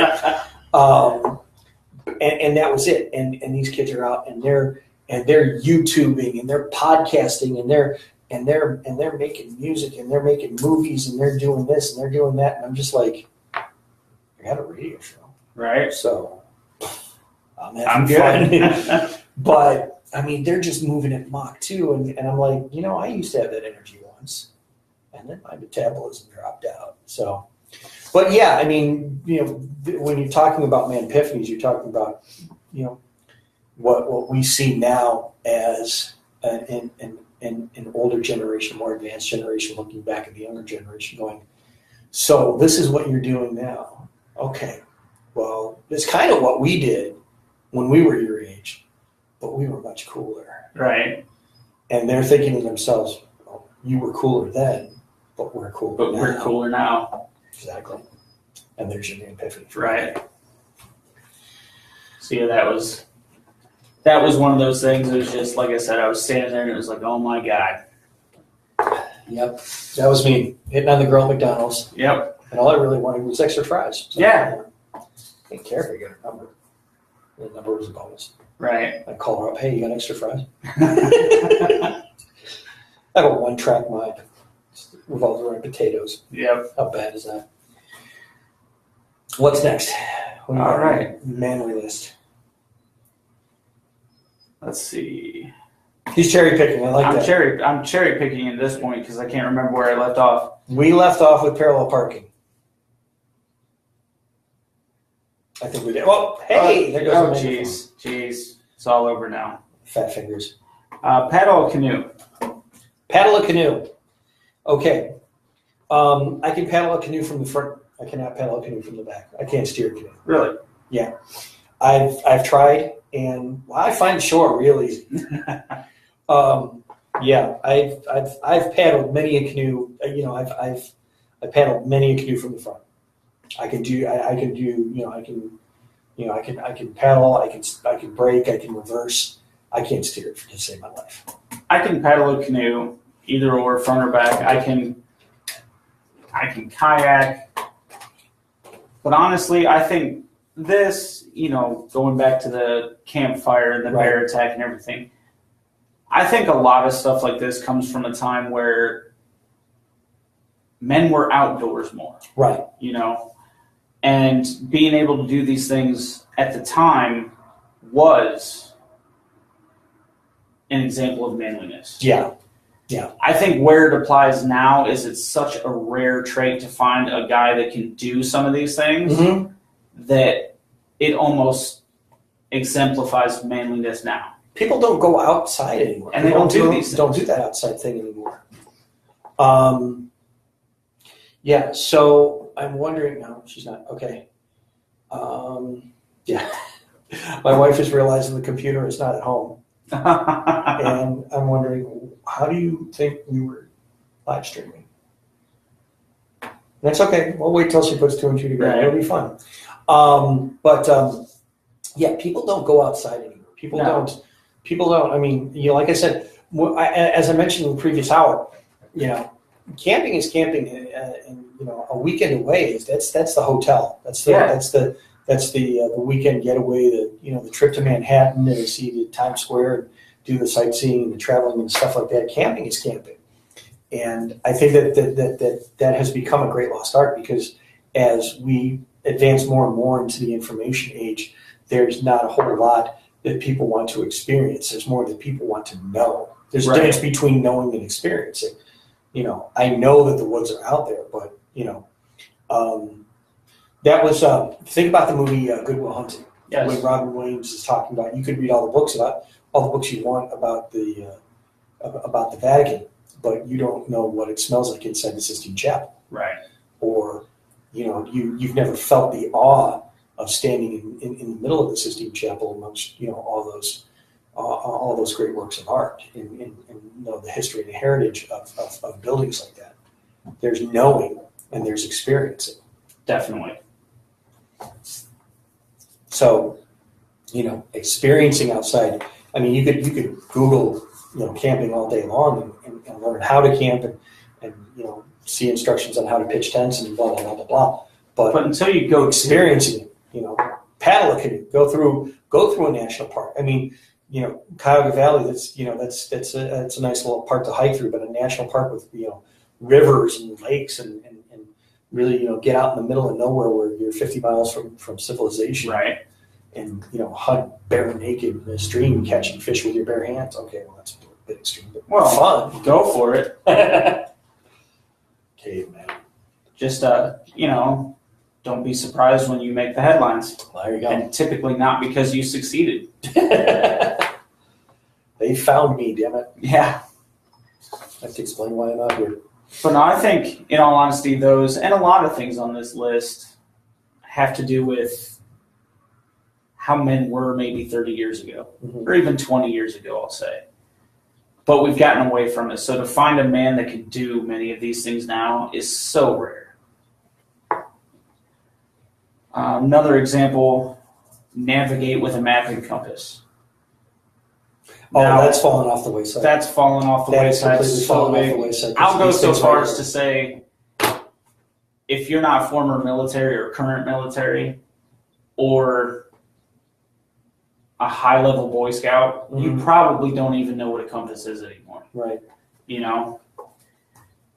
But or get dropped in the middle of nowhere, even without a compass, and say, okay, find your way. Use the stars. But I'll kind of add to that one and say, navigate in general. Even our cell phones, even Google Maps. I don't know if you've ever been somewhere, let's just say Barberton, okay? Barberton, Ohio. Yep. You type in a local park, and Google Maps takes you to the opposite end of that park, because that park is the entire address. Right. It doesn't take you to, a parking lot. So to navigate your way to where you need to be, guys are notorious for not asking for directions. Right. Well, it used to be, at least presumed, that was because most of the time guys did know where they were going. I'd say now it's kind of a lost art. So I'm going to, in the effort to try to not to name names, it's kind of difficult because there's only two. But when I was carless last year, I relied very heavily on ride sharing. Okay. And there was one particular ride share that was that I leaned on pretty heavily, and I'd have them pick me up from the local grocery store. Well, when I told them where to pick me up, their GPS would take them to the neighborhood behind the grocery store and have them try to pick me up in at the end of a dead end street. That if I was to meet them there, I'd have to go behind where the trucks would drop off and jump over a fence and through someone's backyard. Mind you, with my groceries. Right. Okay. So, yeah, that's kind of not happening. And the funny thing is I would even, let them know. I'd send them a message and like, I'm in front of this store. They'd still drive around. Yeah. And I'm like, can you follow directions? Well, obviously people can, because how many times GPS says turn left, and they turn left into an open field. We've gotten to the point where they rely so strongly on what the next turn is instead of actually looking at what the next turn is. Mm-hmm. But, so yeah, like I said, that's right up there with all that, outdoor stuff, nature stuff. A lot of it's gone to the wayside, but if you know how to do it, I think you're a step up. Mm-hmm. Next one, and we kind of already touched on this. This is right up there with home repairs, but unclog a toilet. Oh, good Lord. Okay. If you've ever had a drunken night of celebration, you need to know. You should know how to unclog a toilet. And I'm going to say this, and if she's listening right now, I'm sorry. If you have a 10-year-old daughter, you should know how to unclog a toilet. That girl blows it up as bad as I do. Boom! I'm just going to say that right now. So, sorry, kiddo. But, my God. Well, I have, one of the worst toilets in all of northern Ohio. This thing gets clogged. The wind blows the wrong direction, it gets clogged. So, I have two different plungers. I have a flat plunger and and a drain plunger, and I have a snake. And these are things that you certainly want. You certainly should have in close proximity to your bathroom. Right. Because if you end up having to call a plumber out for something as simple as just unclogging, something that you could have done with a plunger, you're going to feel silly when they give you a bill for something that's like 90 times more than the cost of a plunger would have been. So. Yeah. And 9 times out of 10, you call them out, and it takes them all of 5 minutes. Right. It takes them 3 hours to get there and 5 minutes to do the job. Now, I will say... Meanwhile, you're holding it really hard. I will say on the subject of home repairs, there's nothing more frustrating than knowing that you have diagnosed the problem, knowing what it takes to fix it, and nobody will sell you the part because you're not HVAC certified. Right. So I will say this, sometimes knowing is not enough, but at least I walked away from that situation. Long story short, our furnace went out. Right. And I rent, but I was trying to save my landlord a little bit of money. She's actually really good. So I started actually troubleshooting it. I got it down to where, okay, this is the last thing I can test, but 99% sure this is it. Mm-hmm. It's a $15 part. I'm going to go ahead and replace it. Right. I'm not HVAC certified. Nobody would sell me that part. Right. So I ended up having to call the landlord. She sent out the guy. I told him, I said, I did this, this, this, and this. He looked at me and said, you did all my work for me. I'm going to go buy the part. Nothing is more frustrating than that. Nobody's right selling you the part because you're not allowed to. But at least I walked away knowing, you know what? I knew right. what I was doing. Yeah. Yep. So, yeah, definitely home repairs. I'm not saying everybody should know how to fix a furnace. Honestly, I was kind of surprised that I knew. But have some general working knowledge of things. Mm-hmm. Next one, this is the actual first and only one that I've found so far that has to do with sports. They specifically say throw a spiral. But I'm going to say, really, if you're a man, you should be able to throw a baseball, a football, a frisbee. You should be able to throw things with some kind of skill. Tools, definitely tools. iPads. iPads. The list goes on and on. I mean, certainly, there's no real athleticism to just throwing a ball around. No. I mean, even if you want to, get a soccer ball and just kick it around, I think what it comes down to is, getting active and getting outside and doing something, more than just, hey, what's on TV today? Right. I try very desperately to get my daughter involved in doing outside stuff. The weather doesn't always cooperate, but I'm one of those that likes to run around in the rain. I just don't want, when I come back inside, it's like, okay, we're going to get all these clothes off. Right. But it's neither here nor there. But, I like to get out and I like to do things. I just, when it starts to get like 80, 90 degrees out, I'm outside for 5 minutes and I'm done. So, yeah. We try to do more things. We actually have this sprinkler thing. The little octopus. It's like, okay, well, I'm just going to spray water everywhere and kids giggle and have a good time with it. But yeah, I mean, throw a ball, kick a ball, shoot hoops. I mean, even if you're shooting a hoop that's not 10 feet up, maybe 7 feet up or 6 feet up. Right.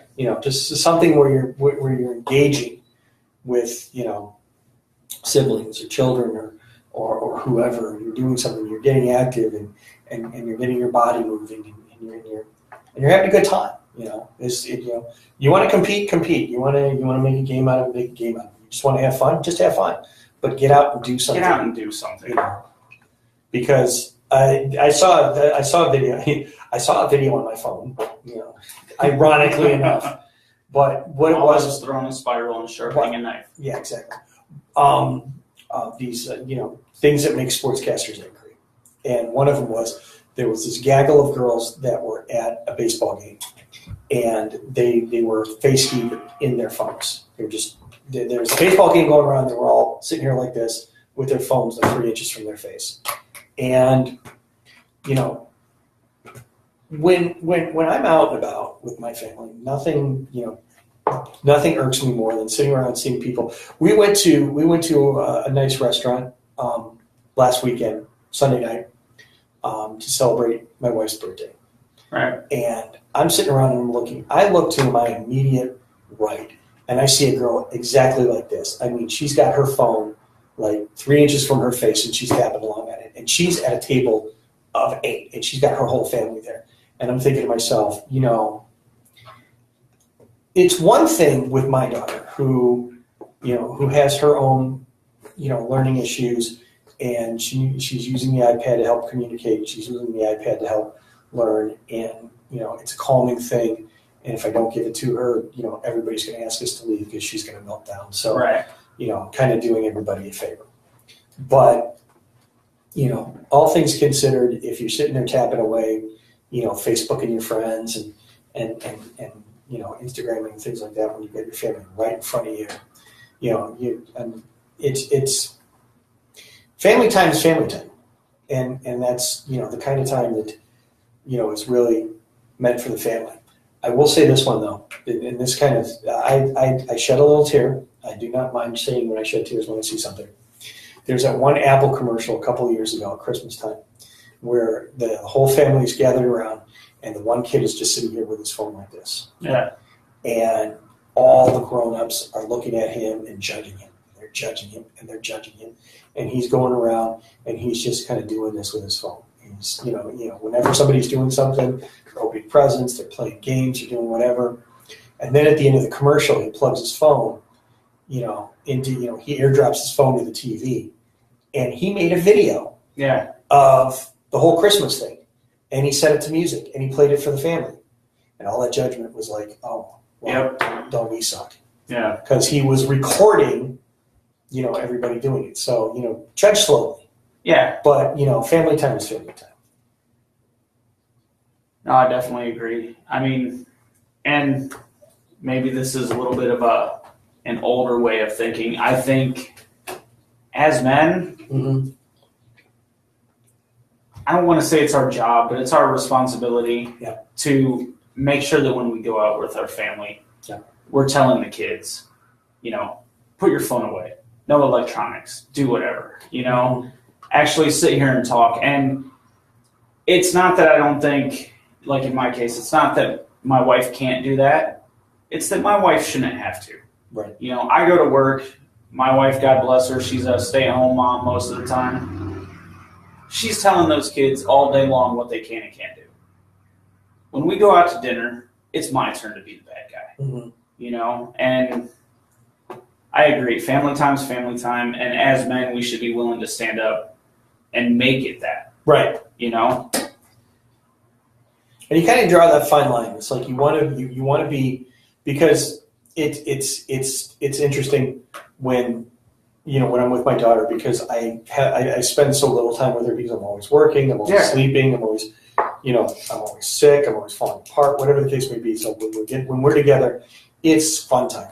Yeah. We play, we tickle, we laugh, we yell at each other, we do crazy things. Her mom looks at us and goes, "I don't understand you two. What are you doing?" We came up with this stupid thing that we got off of a television show where we look at each other. She says the number 4, and I say the number 7. And we just do that back and forth for what seems like forever until one of us says 5.5. Yeah. And it has absolutely no meaning to anybody else, but it means it's the funniest thing. World to her. It means it's the funniest thing in the world to us. So we're laughing our heads off. And my wife's like, "What am I going to do with you two?" Oh. And so, there are times where, but there are times where I kind of have to put the hammer down and go, okay, and she sees the difference between happy dad and grumpy dad. Yeah. And I have to tell her, I'm like, "Do you want grumpy dad to come out? Because you're making grumpy dad wake up." Right. And he's grumpy. He hasn't had his meds. He's off his meds and he hasn't had a drink of scotch in a long time. Boy, he's looking to yell at somebody. And you're right in his crosshairs, kid. Shape up. Sometimes that works. I have Sometimes found out you got to be careful because you never know what your kids are going to say or when. My youngest He daughter, says to the guy with the daughter with echolalia, it says everything I say, every word I say. I can't swear at baseball games anymore. my I oldest, yelled what the fuck at a baseball game, and she was like, "What the fuck?" And I'm like, "Oh Jesus." 20 weeks of trying to get her not to say what the fuck anymore. nonstop. Yeah. But my youngest was at one of her doctor's appointments. Yep. And my oldest, my wife, and myself were in the waiting room, and this big redneck. I'm sorry, there's no other way to describe him. He was a good old boy. Now, Hilljack? that's a good Hilljack way. came to visit you? Yeah. Oh, Now, Hilljack. I can hold my own, but this guy would have beat me into the ground. Okay, he was huge. And my daughter, straight-faced, in a tone that said my dad beats me, said when my dad gets mad, he hulks out. Wow. I thought I was going to die. You never know what your kids are going to say. Yep.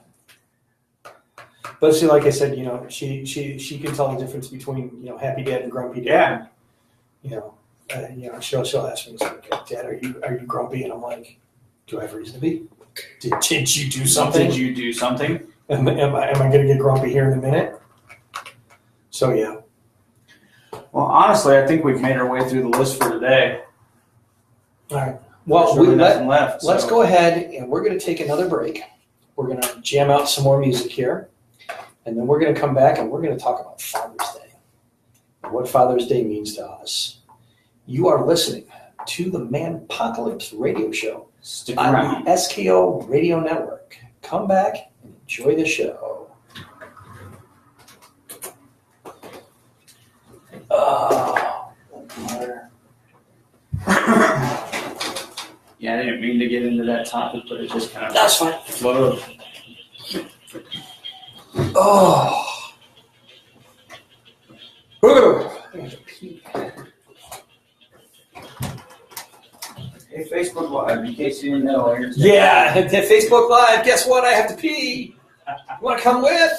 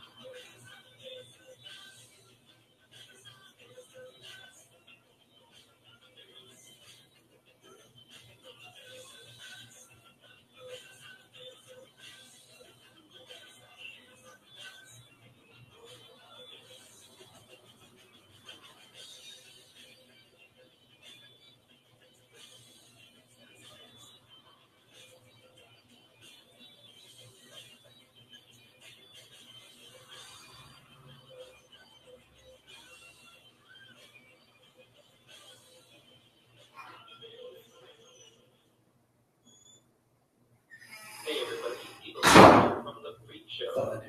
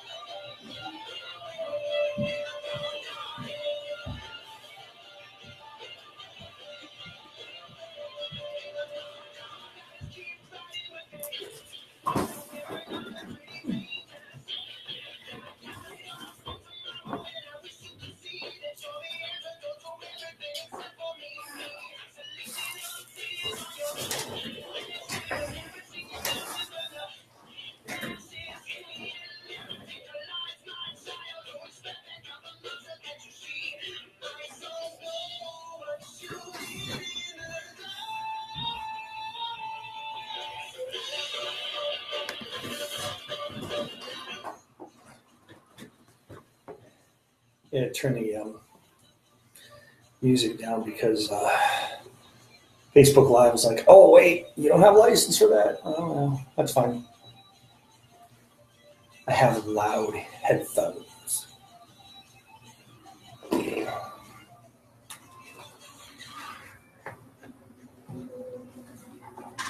We still know the song after this. How much? We still know the song after this. Okay.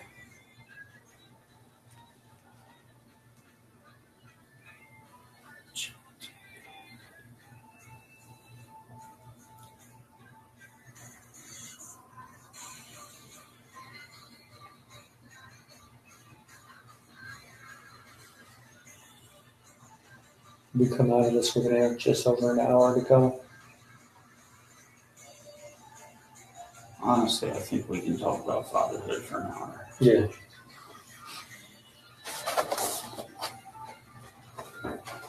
Hey, road food.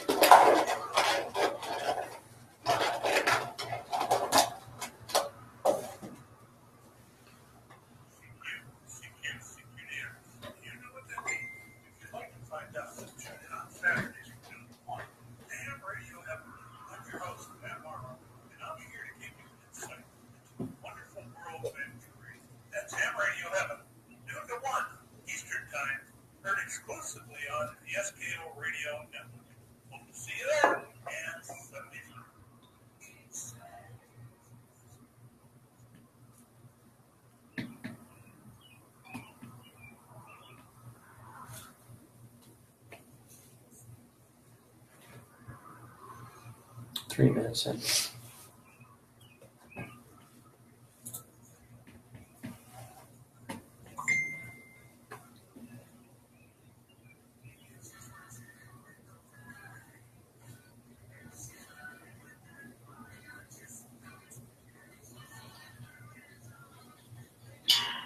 Casey yelling at you for letting me get you in trouble. Huh? Said Casey yelling at you for letting me get you in trouble. No. I'm actually talking to Ellie right now. Oh. I responded with, sorry we had technical difficulties. What technical difficulties? She hasn't called. With the phone, yeah. Oh. But now she wrote me, sorry, phone calls aren't coming through.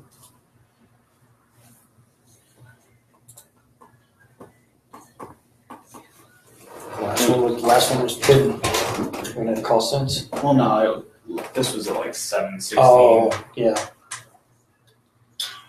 I'm just now responding. Well, We're busy doing a radio show. Don't have time for technicalities. We're breaking stuff.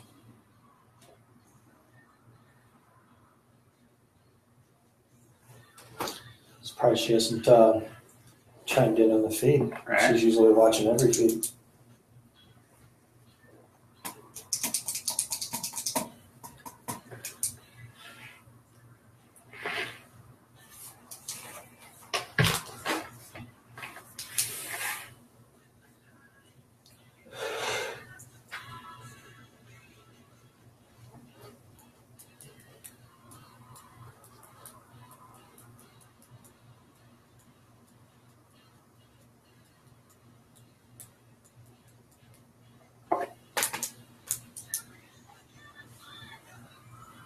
So what's it going to be at the end?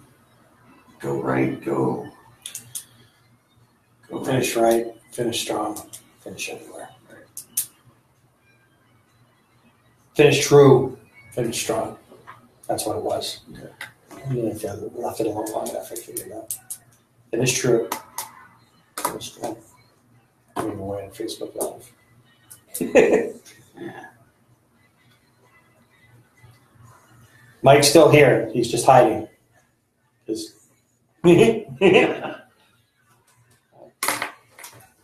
Mike's going hot.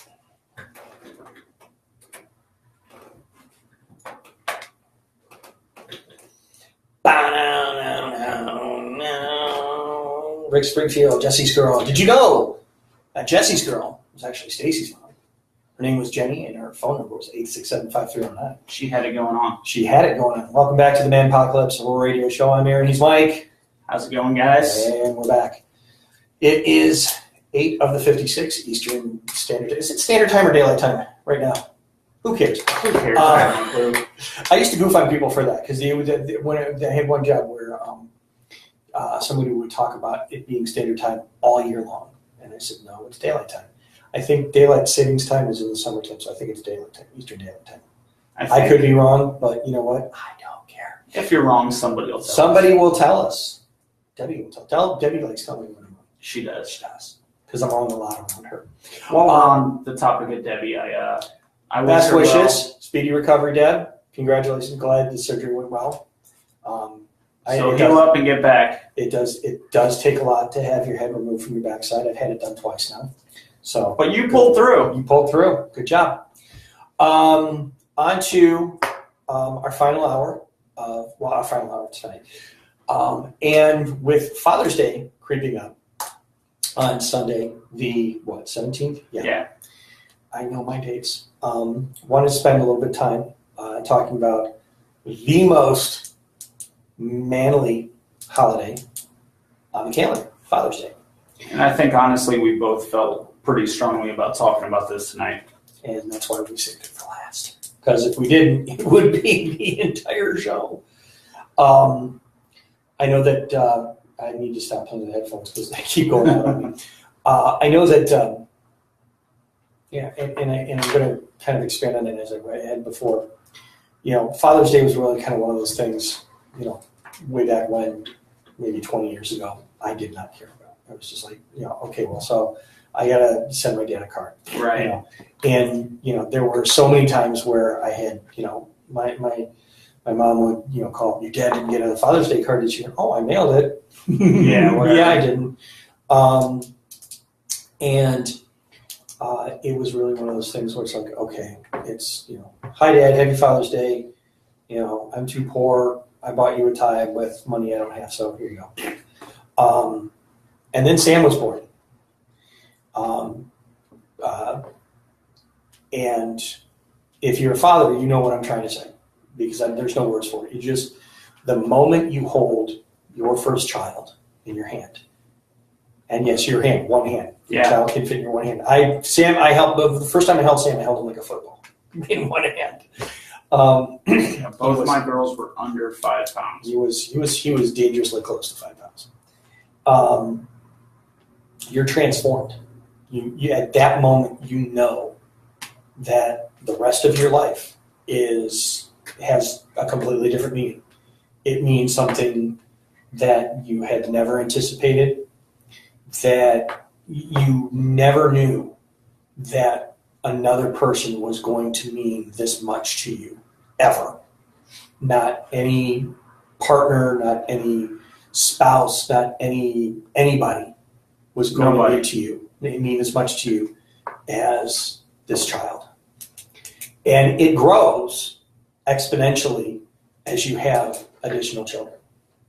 Because my kids are, what, Your kids 12 years apart. Yeah, I was going to say quite a few years apart. And Bella was no different. Yeah. Bella was no different. I looked down at her and went, I have a daughter now. Yeah. I have to hunt boys down in her, And I remember I said that to Sam, and he said, "No, Dad, we." I was like, "That's awesome. That's my boy." And he was only 12 at the time, but he liked the idea.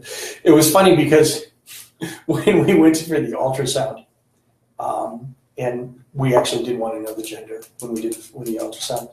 My wife wanted a daughter, and my son wanted a brother. I'm like, okay, you understand one of you is going to be disappointed. Yeah. I don't want to hear about it. Just be grateful we're having a healthy human baby. Right. That, as far as we can tell, is mine. And so, and that's fatherhood. I mean, it absolutely transforms you. It turns you into a completely different person. So Father's Day has taken on something completely different. For me, it's really more about, and especially now, because this past year has been a little bit more of a difficult one. When I went out on the road last year, I traveled around. I was working out on the road, and so it's not that my relationship with my kids became strained. It was just that it kind of transformed, and my son spent more time with his mom. And when I came back, he made a decision that he did not want to come to my house every weekend, and I let him make that decision. Right. And and I said, okay, but I still want to spend time with you, and I want us to do stuff, and we still get together, and we still see each other on a very regular basis. Yeah. It's not like Christmas and Easter. We really do see each other on a very regular basis, and we are actually getting together Saturday to just hang out and do stuff, just the two of us, for Father's Day. You guys do that a lot, actually. We do, and then Sunday will be my time with my wife and my daughter. Right. And it's gotten to a point where, and I don't know if I can speak for all men, but I know that I can speak for me, where, a lot of times, kids and wives will go out and they'll look for the coffee mug or the tie or the t-shirt or the golf club or something that says world's greatest day, and things like that. What we really want, okay, first of all, if you want to cook breakfast, meat. Yes. Lots of meat. Please don't cook us hippie chow. Nothing made out of soy, nothing made out of turkey. No. Meat. Dead red animals. Bacon. Throw some eggs in there. Throw some eggs in there. Throw some pastry in there. That's fine. Potatoes are fine. Lots of dead red animals. Please serve it to us in a kitchen or a dining room. We do not like to eat in bed. No. Okay. And then give us the remote control and leave us alone. Okay. If we emerge later in the day and say, hey, let's do this. Great. Okay. Please don't plan a potpourri of, hey, we're gonna go to this place, and we're gonna go to that place, we're gonna take you to the driving range, and we're gonna take you to the gun shop, and we're gonna do this. No, don't program the daylights out of Father's Day. Give us breakfast, give us remote control, and be quiet. Yeah. You don't necessarily have to leave us alone. I mean, if you want to sit there and watch Scott Pilgrim Saves the World, followed by Knight's Tale, followed by The Matrix, followed by The Fifth Element, that's my feel free. That's my Father's Day playlist. And if my wife is still listening, I hope you wrote that down. Be prepared. If you want to watch those in succession with us, great. If you don't, that's fine too. We may fall asleep in the middle of it because we really just want to nap. It's Sunday. It's the weekend. We worked really hard all week. And I'm actually back on Monday. And I'm actually on call this weekend, so I have to get up at 2 a.m. to punch in, 8 a.m. to punch out, and if my phone rings between those, I have to get up and answer the phone. So welcome to Father's Day. Here, take a phone call. But and more so because, as I get older and as my kids get older, my father gets older. So, I really do try to make a point of not just reaching out to my dad and saying Happy Father's Day, but really kind of engaging him. Yeah, I want to spend time talking to my dad on Father's Day. And really, it's kind of difficult because, we're on opposite sides of the state and everything, but still, it's really more about, what have you been up to? What have you been planting? How's retirement? Did you kill anybody this week? Right. Hey, I got a new neck tattoo, whatever the case. And, just kind of, and then just breaking it off because, that's our dynamic. Whatever the dynamic is with the father in your life, really kind of embrace that and be a part of that and make the day about him because it's the one time that he really, he works hard and he does a lot and he sacrifices a lot because it may not seem like it. It may not seem like there's a whole lot. He gets up, he goes to work, he comes home, he eats dinner, he does a few things and he goes to bed. He's absent for a great portion of the day. I will tell you firsthand, if I had the opportunity, I would spend every waking hour with my kids. Oh, but absolutely. Nobody's going to pay me to do that. And food is not free and rent is not free. So I have to go and I have to do my job and I have to make money. Now, once I win the lottery, different story. So, I'm going to keep playing those games. But still, so that's the sacrifice I make. The sacrifice I make is that I have a good job that pays me well, that gives me the opportunity to say, oh, you want to go, Bella wants to go to McDonald's? Let's take Bella to McDonald's. Right. Bella wants cookies. Okay, well, one cookie, but, let's not make a thing of it. She's got this thing where she likes to go to the cake store. Oh, does she love the cake store? Table over here, sorry. And so I get the opportunity to be able to do things like that, hang out with them when I have the time. Even when I'm tired, and all I really want to do is just sleep for an extra 6 hours. Yeah. Let's go do something because, that's what we want to do. And I'll say this, I do want to kind of give a little bit of a disclaimer. Right now, when we're talking about Father's Day, we're talking about fathers. Mm-hmm. We're not talking about, and I hate this term, but I'm going to use it, we're not talking about the baby daddies out there. Oh. The guys that, did just knock you up and then disappeared. Sperm cannons. We're talking about fathers, all right? Because, honestly, like what you said, man, when my first daughter was born, first of all, my oldest daughter is me in female form. She's got all of my best qualities. She's got my worst qualities. She is absolutely me. In fact, if you take a baby picture of me and a baby picture of her, it's the same child. I mean, and being in that hospital room and seeing her being born and holding her for the first time, it changes your life. Kind of like you said earlier, I'm not afraid to say when I cried that day. Joy, I cried. I was honestly, the minute I held her, I was afraid for her. This is somebody I've got to protect for the rest of my life. Mm-hmm. And it's an amazing feeling. And you're absolutely right. We go out and we sacrifice time with our wives. We sacrifice time with our children to make sure that we give our families the best that we can. Mm-hmm. And on Father's Day, now I am a little bit different. I do, I want to get up. I want to have breakfast. I don't care if I cook breakfast. I actually enjoy cooking. Yep. But after that, I want to sit in front of the TV for a little bit with my coffee and just relax. And if it takes me 3 hours to quote unquote wake up, so be it. Mm-hmm. If you want to sit in the room with me, great. If you don't, leave me be.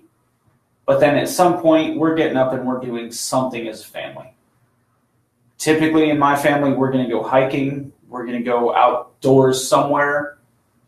But I do want to spend time with my family on Father's Day. I specifically enjoy it because like you said, like you pointed out, every day of my life almost, I'm giving up time with them. Mm-hmm. So to me, it's very important. But being a father is just the most amazing thing that has ever happened to me. And honestly, knowing you, I'm sure you feel the same way. Right. And we touched on it again.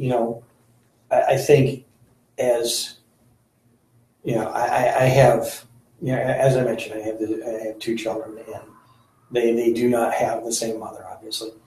And there's a lot of stigma attached to single parents and, and fathers in that equation. And unfortunately, a lot of that is not earned. No. Because, a lot when people, a lot of times when people hear about, when people hear about single fathers, they hear about, the negativity of it.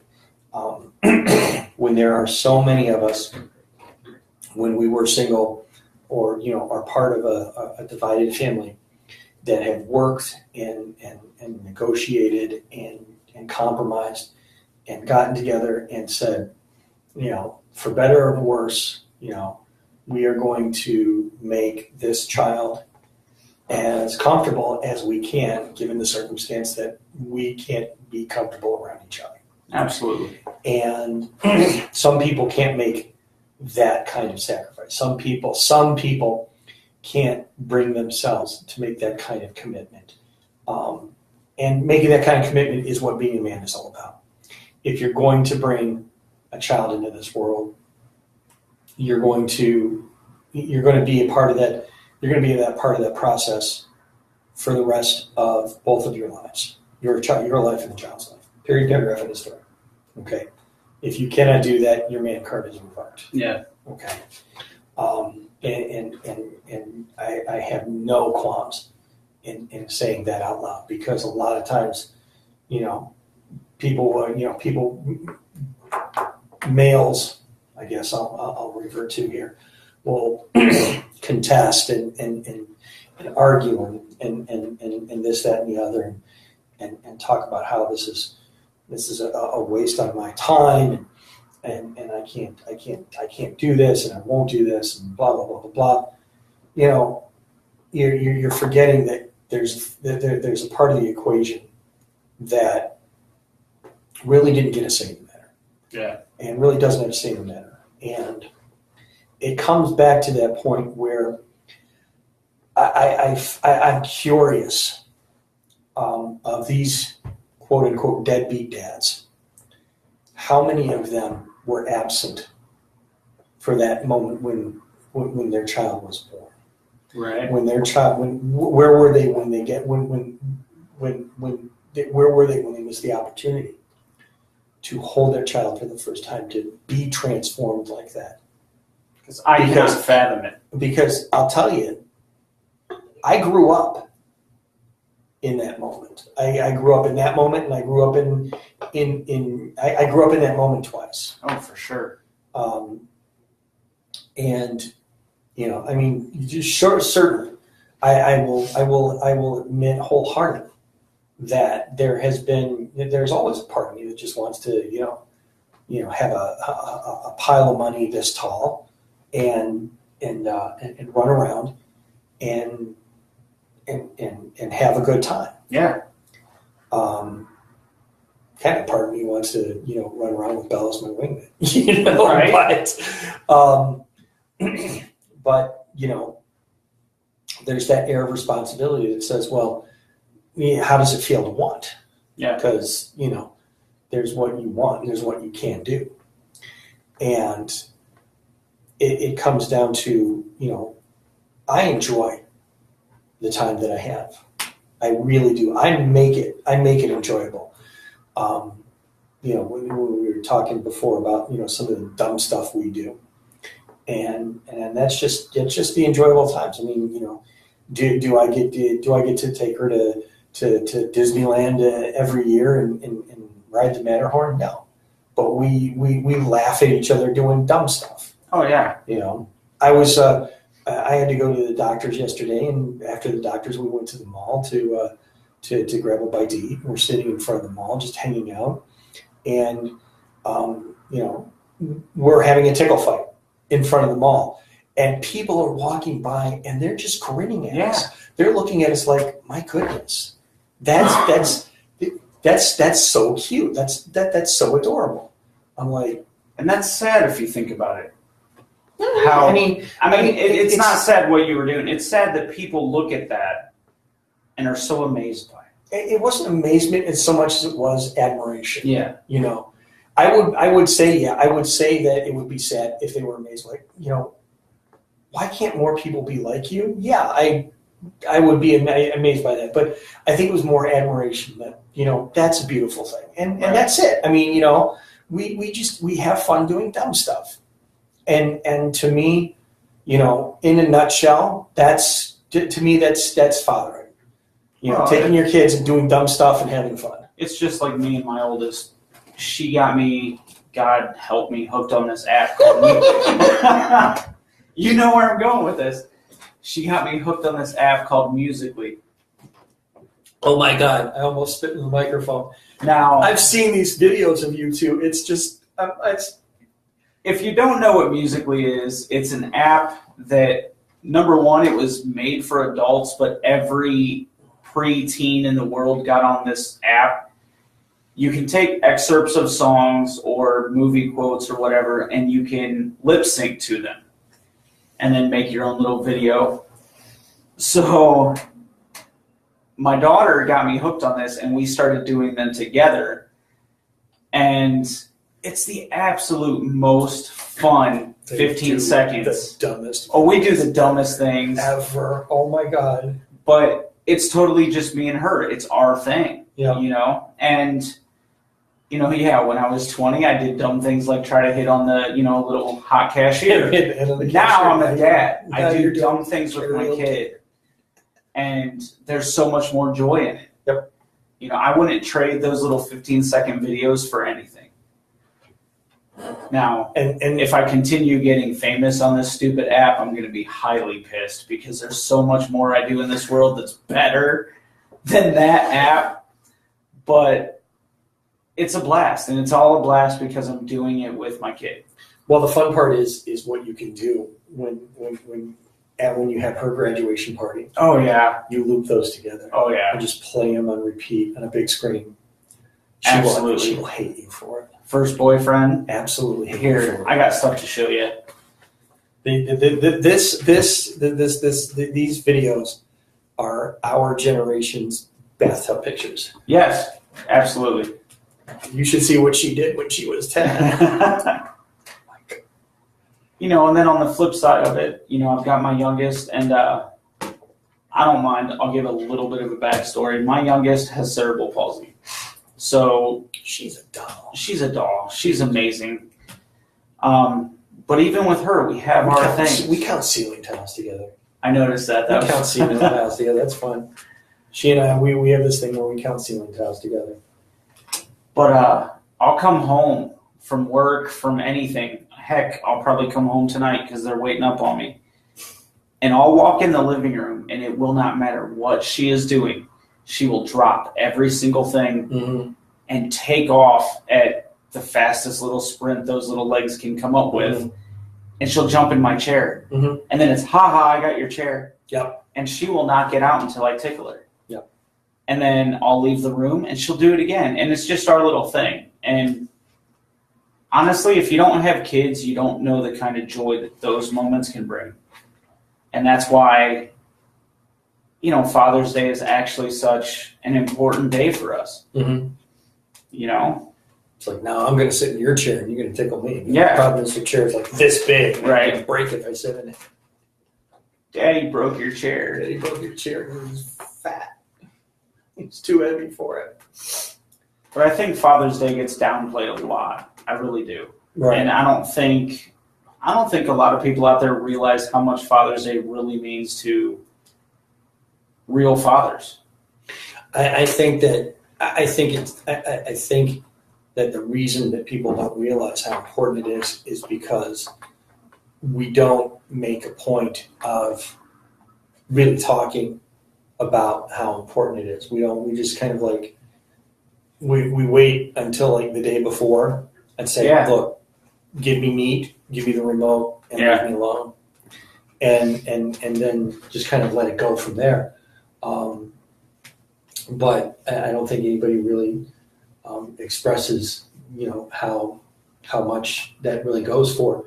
And so, as the Father's Days start to pile up, you really go into more of a thing of, this is what this is what it means, and this is what I want to do, and this is how I want to spend it, and so on and so forth. Right. So I think the more that you really kind of get together with your family and enjoy it the way that you want to enjoy it, and say, hey, let's do this, and really kind of I don't want to say be insistent, but be enthusiastic about it. Yeah. Instead of just look at it with dread, like, oh, here comes another tie.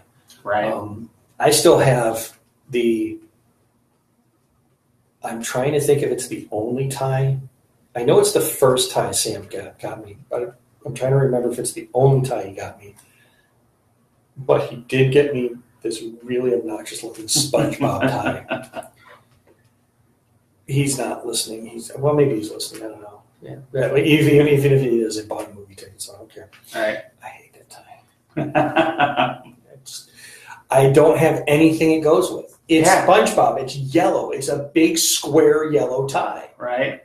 I can't wear it with. I'll wear it with my suit. Yeah. Yeah. You know what? I'll go to a bar mitzvah with a SpongeBob tie. If I could make that annoying laugh noise right now, I still wouldn't. No. It's just no.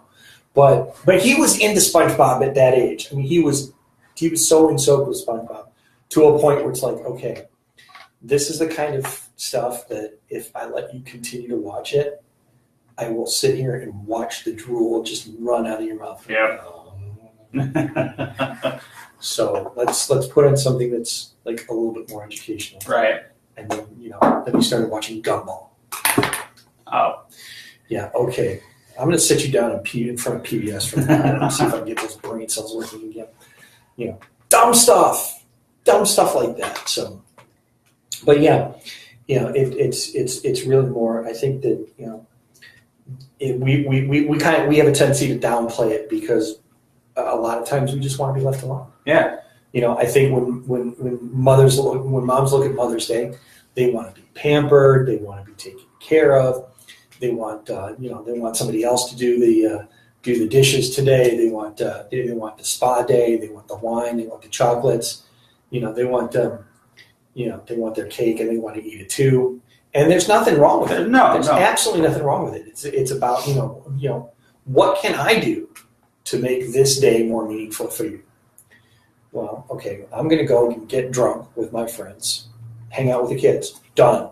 Yep. Come back hungover. Right. Just don't go to Vegas because I don't know what you're going to come back with, Earl. And the same thing goes. Hey, Dad, what do you want for Father's Day? Leave me alone. Give me the remote and Scott Pilgrim Saves the World, Knight's Tale, Fifth Element, and I heard you forgot the fourth one. Yeah, the fourth one's negotiable. It could be V for Vendetta. It could be Hitchhiker's Guide to the Galaxy. Something just equally, something. Yeah. Or any one of the movies I mentioned. Or what's the movie they're going to talk about Friday night? Rodney Dangerfield. Back to School. Back to School. I didn't want that movie that much, but that's okay. We'll get some good quotes out of it. Right. They should do Accepted.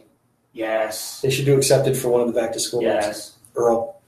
I'm going to get a text message here any second now. Stop saying Earl. Stop saying Earl. Earl. Earl. Yes, the Earl Show. And he's not on tomorrow night. So no, he's not. This is our tribute to Earl. Earl. And one other thing I guess we have about 35 minutes left. Right.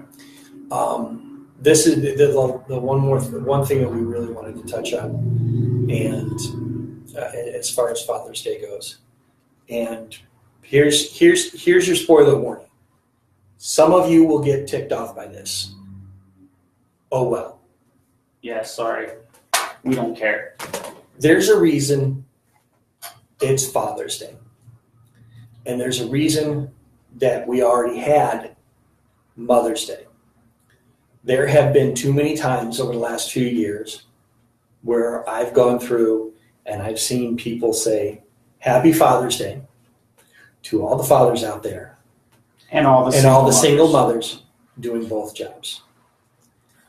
Ladies, I'm sorry, but no. I'm sorry to have to break this to you. And some of you are close personal friends. You're not doing two jobs. You're doing one job by yourself. Now, I commend you for doing one job by yourself. Absolutely. Oh my goodness, do I commend you for doing one job by yourself. You're doing, in many cases, you're doing a tremendous job by yourself. And hats off, but you're still doing one job. You are the mom. You are the parent, okay? You are filling in for a two-person job, but you're not doing two jobs. This is Father's Day. This is a day for us to be recognized for everything that we are doing for our children. Now, this is going to sound a little selfish, but we get one day a year. You guys get one day a year. Well, you guys get a lot of days. Come on, we come home and we bring you meat. We bring you wine. We bring you chocolate. We love you. We really do. Father's Day is for fathers. That's it. That's it. That's really it. You know. And, you know, go on. I don't know if my wife's listening. This is not in any way a jab at her. But since we had kids, I can count on one hand. Now, bear in mind, my oldest is almost 10, so I can count on one hand how many times we've done anything to celebrate my birthday. Mm-hmm. Christmas is all about the kids and her. I go out of my way to make sure my wife has a nice Christmas. Mm-hmm. Valentine's Day, it's all about her. Mm-hmm. Father's Day is mine. Father's Day is the one day a year that I dare say that I expect to be able to do what I want to do. Whether that's sit and relax and chill, or whether that's I want to take the family out and do something with the family. It's my one day. All I'm asking is that it be acknowledged as my day. That's it. If you're a single mom, again, like Aaron said, hats off to you. You're doing an amazing job in most cases. But you had your day. All right, and the best example I can think of is my own mom. For the first 8 years of my life, my dad, I saw him on weekends, but I lived with my mom. Okay, she was a single mom. And it wasn't until years later that I found out exactly how much she sacrificed for me. But every Father's Day, my mom would sit down with me, and my mom was a very artistic, crafty woman. She would sit down with me and we would make something for my father. No matter how mad she was at him, that was still my father. Right. Okay? And you know, if you're a single parent, a single mom, and the father is not in the picture, just don't celebrate the day. Or go find something for you and your kids to do by yourselves, but leave the rest of us to enjoy our day. Here's a thought. Take the opportunity, especially if you have sons. Because let me tell you something.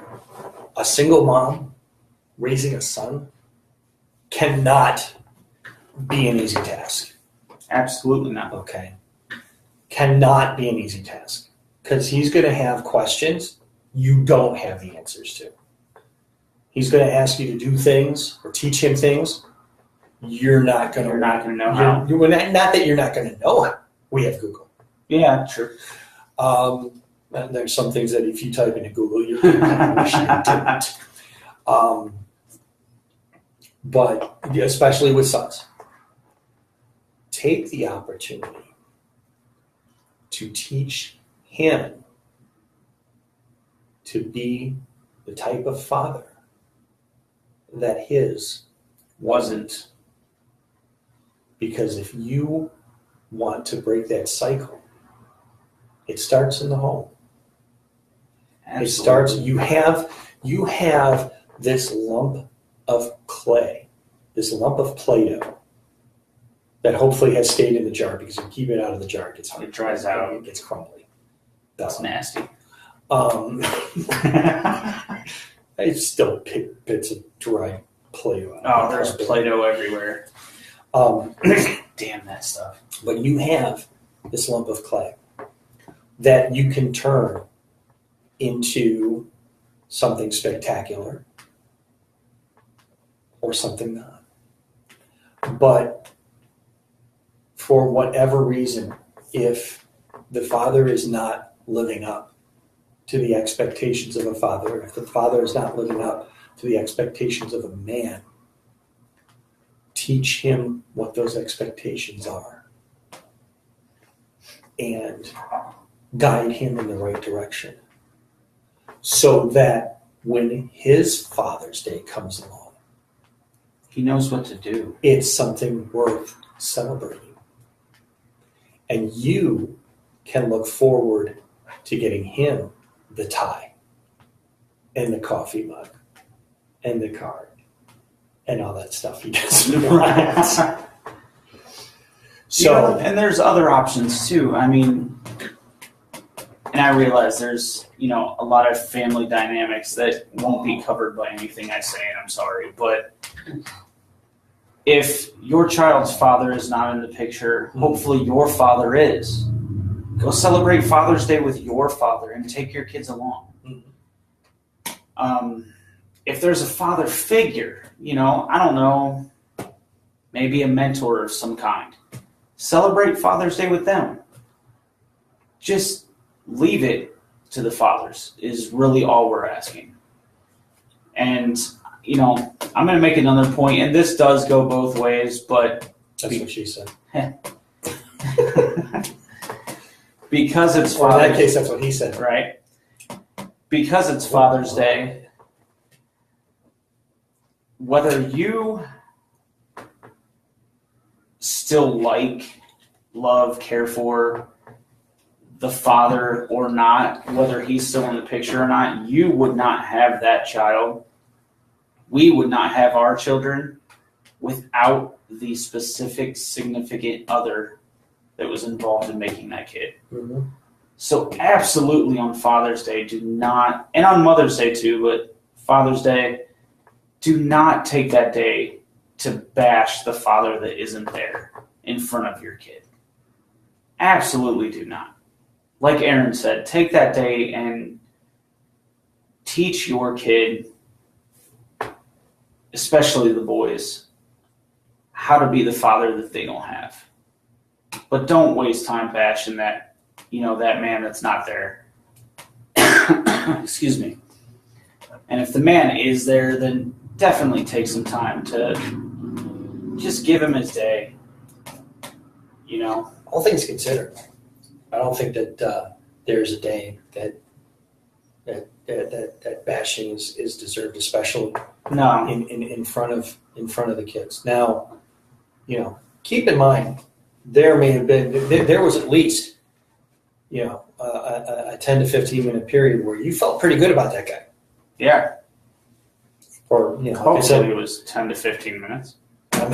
and in some cases I'm really highballing it. So correct. There was at least 2 minutes. Yeah, at least 2. I've timed how long it takes to get my socks off, so it's at least 2 minutes.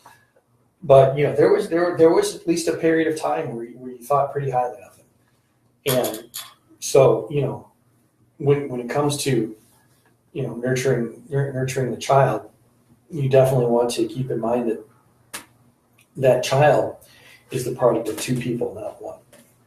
Now, again, I think that if you've been a part of a two-parent family for the majority of your life, then you consider yourself fortunate that you have been, because there's been a lot that hasn't. So, but definitely, definitely take into consideration that Father's Day is for fathers, and we look to the men in our lives to guide us through manhood, to teach us wrong from right, to be examples of what to do, of what not to do. A lot of times of what not to do, because what do we do some dumb stuff sometimes? But certainly to be the men in our lives and step up and do that. So happy Father's Day to dads everywhere. Happy Father's Day to you. Same to you. Happy Father's Day to Dad. No, he's probably sleeping. He's got a CPAP mask on. He can't hear anything. You know what? I love that. It's a Darth Vader mask. Oh, Because he's got one of the old-fashioned ones that makes. It's still just the nose thing, but it still makes a lot of noise. So it's great. Every time I'm over there and he's sleeping, it's like I'm waiting for Luke. I am your father. I'm saying, no, Luke, I am your father. So again, as I mentioned, things to do for Father's Day. There is actually a lot of good stuff here in and around town. Dads love movies. Yes. The Avengers is still playing. It's still playing. Solo is still playing. I think now I'm gonna tread lightly here. Ocean's 8 is opening this weekend. I am a huge fan of the Ocean's movies. Absolutely. I love the Ocean's movie. I really want to see where this one is going. Now, I'm not going to, I think, it's a complete spin-off. I think if I've seen the trailers correctly, the main character is a relative of some kind, of Danny Ocean's. Danny Ocean's sister or cousin or something. Yep. So, there's that whole thing. But, I was a huge fan of the Ocean movies. So, again, it'll be interesting to see where that's going. Plenty of places. It's going to be a nice day. It's going to be a little muggy, at least out here in northern Ohio. Right. So, if you're going to go out and about, I know that there's a pizza fest going on in Medina. Yeah. I know that there's plenty to do downtown. I know that all the water parks and pools will be open. There's and as we were talking about before, get outside, throw a ball around, kick a ball around. Yeah, definitely. Get out there. Here's more dumb stuff here. One of the things, we actually get out the hose and make fun with washing the car. Because here's an opportunity. Now the reason that this is fun is because Dad has the hose. So he's the one with the power. And the water coming out of the hose is ice friggin' cold. It's like 34 degrees, that water. So whoever's getting sprayed is going to feel pretty good because they're going to get relief. But initially there's going to be shock. So it's fun. You can chase the kids around with the hose. And eventually one of the kids is going to be like, well, now it's my turn. No. It's Father's Day. You get no turns. There's plenty to do. Take in a movie, choke down some fast food. Yeah, maybe go to that place that Dad never gets to go to because I always have to go where the kids want to go. Or, okay, well, my wife's not too bad, but, honestly, there's 1,000 places I want to go check out, food-wise, that I never get to. Take Dad to that restaurant you don't like. Yeah. And then, get yourself some chicken nuggets on the way home. Right. That's a dad thing. I'm reaching out here. Baseball games. If you're listening, locally, I think the Indians are still in Chicago, or no, Minnesota's going to be in town starting tomorrow. Yeah. So the Indians will be downtown. You've got the Captains and the Crushers will be in town, so there's plenty of minor league. I think. Right. What are the Arrows doing this week? I honestly don't know. All right. My phone's way over there. I check. Baseball game. You know what? Minor league baseball games. Major league baseball games. Major league baseball games are fun. They're kind of pricey. Tickets are expensive. Parking is expensive. Food is ridiculously expensive. But if you go to a minor league game, I grew up watching the Toledo Mudhens, and that was a blast. In a small stadium, minor league ball, never the same team from year to year, and you had a good time. Taking a ball game, have a ball game. Just get out and do stuff and hang out with Dad, and find out what he wants to do. All right, the Rubber Ducks are out. The Rubber Ducks are. They will be away. Yeah, the Akron Rubber Ducks. Now, the Rubber Ducks. One of the fun things about minor league ball is that you talk about Major League Baseball, and the team names are pretty common. You got the Red Sox, the Yankees, the Indians, the Brewers, the Astros, The Braves, Blue Jays. You got the Toledo Mudhens. What in the hell is a Mudhen? I grew up in Toledo. I can't tell you what a Mudhen is. I've never seen a Mudhen. I don't know what one is. People would. I would go places, and people would ask me, "What's a Mudhen?" I don't know. It's a dirty chicken. Yeah. That's what I can tell you. Akron, we have the Rubber Ducks. Okay, so Akron used to make a lot of tires, so they call it the rubber capital of the world. I had a friend of mine who was growing up with, I used to go to summer camp with, who was from Akron, took so much pride in the fact that Akron was the rubber capital of the world. Oh, yeah. And we used to give him a hard time. It's like, well, rubber capital of the world. We always mix it up with prophylactics. Yeah, I was just gonna say.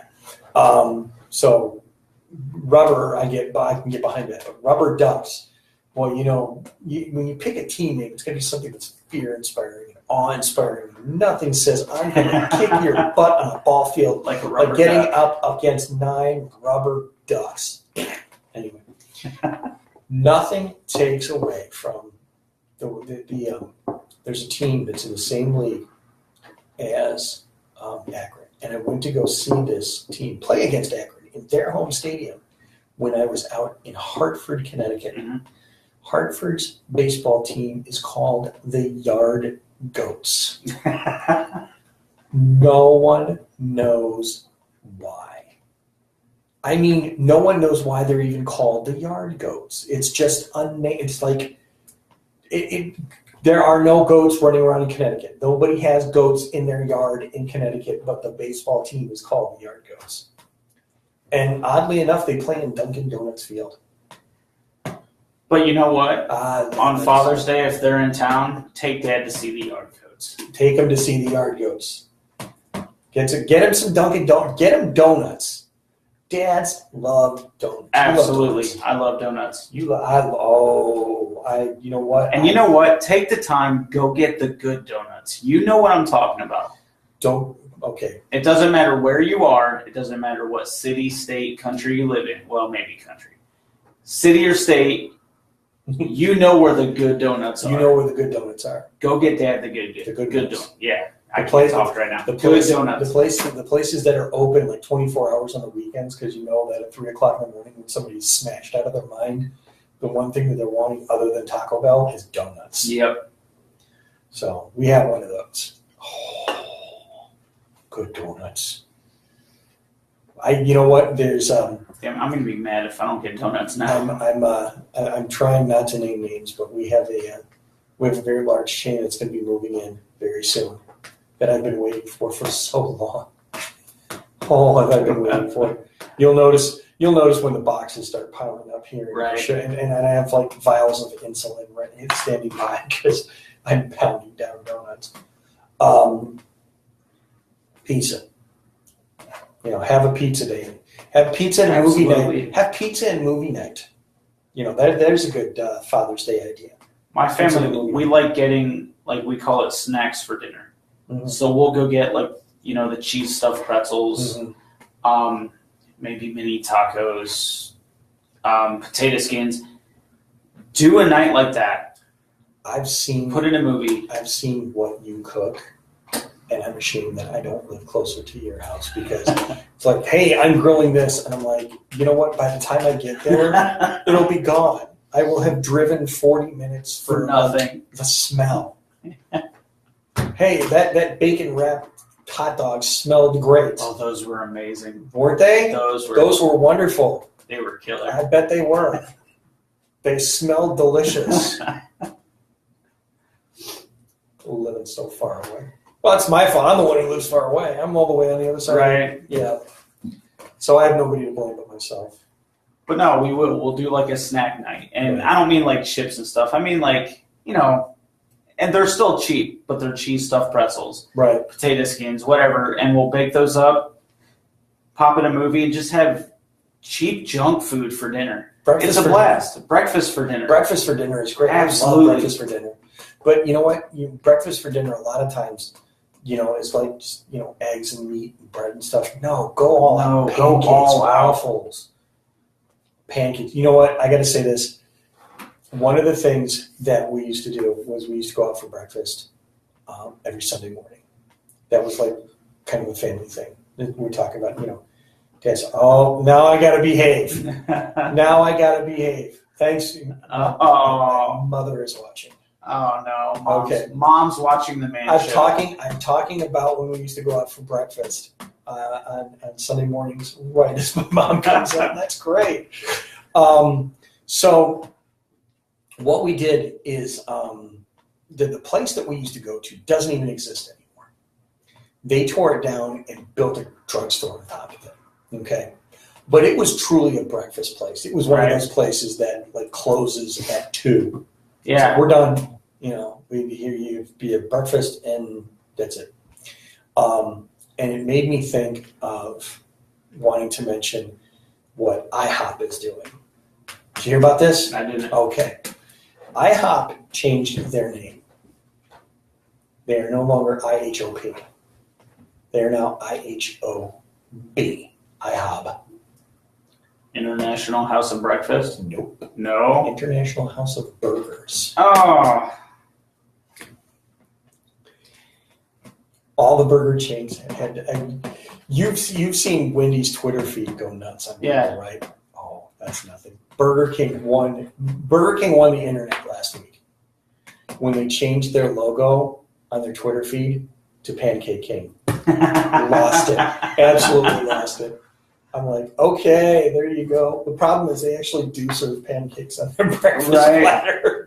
So it's well, it's one of the things we do. But breakfast for dinner, another, Father's Day thing you can do. Get a betting pool going to see where LeBron James is going to end up next year. That's another. I had to get that dig in case Dylan's listening. Because he's all nuts about. Just tell your kids not to bet against Dad. No. Things could turn out bad. Do not bet against Dad and do not wager hair. No. Do not wager hair. Do not wager hair. Do not. Bald Dad. Although this time around I didn't lose it on a bet. I used to bet my hair on the Browns. That's why I always end up getting a hair shaved head in January. It's the Browns. Don't bet on the Browns at all. Ever. No. So somebody asked me, it's well, how many wins do you think the Browns are going to have this year? Approximately more than I don't care. Yeah. It's just one of those where, and that's another thing, sit down and talk to Dad about stuff that he wants to talk about, Things not to do on Father's Day. Don't marathon watch The Cosby Show.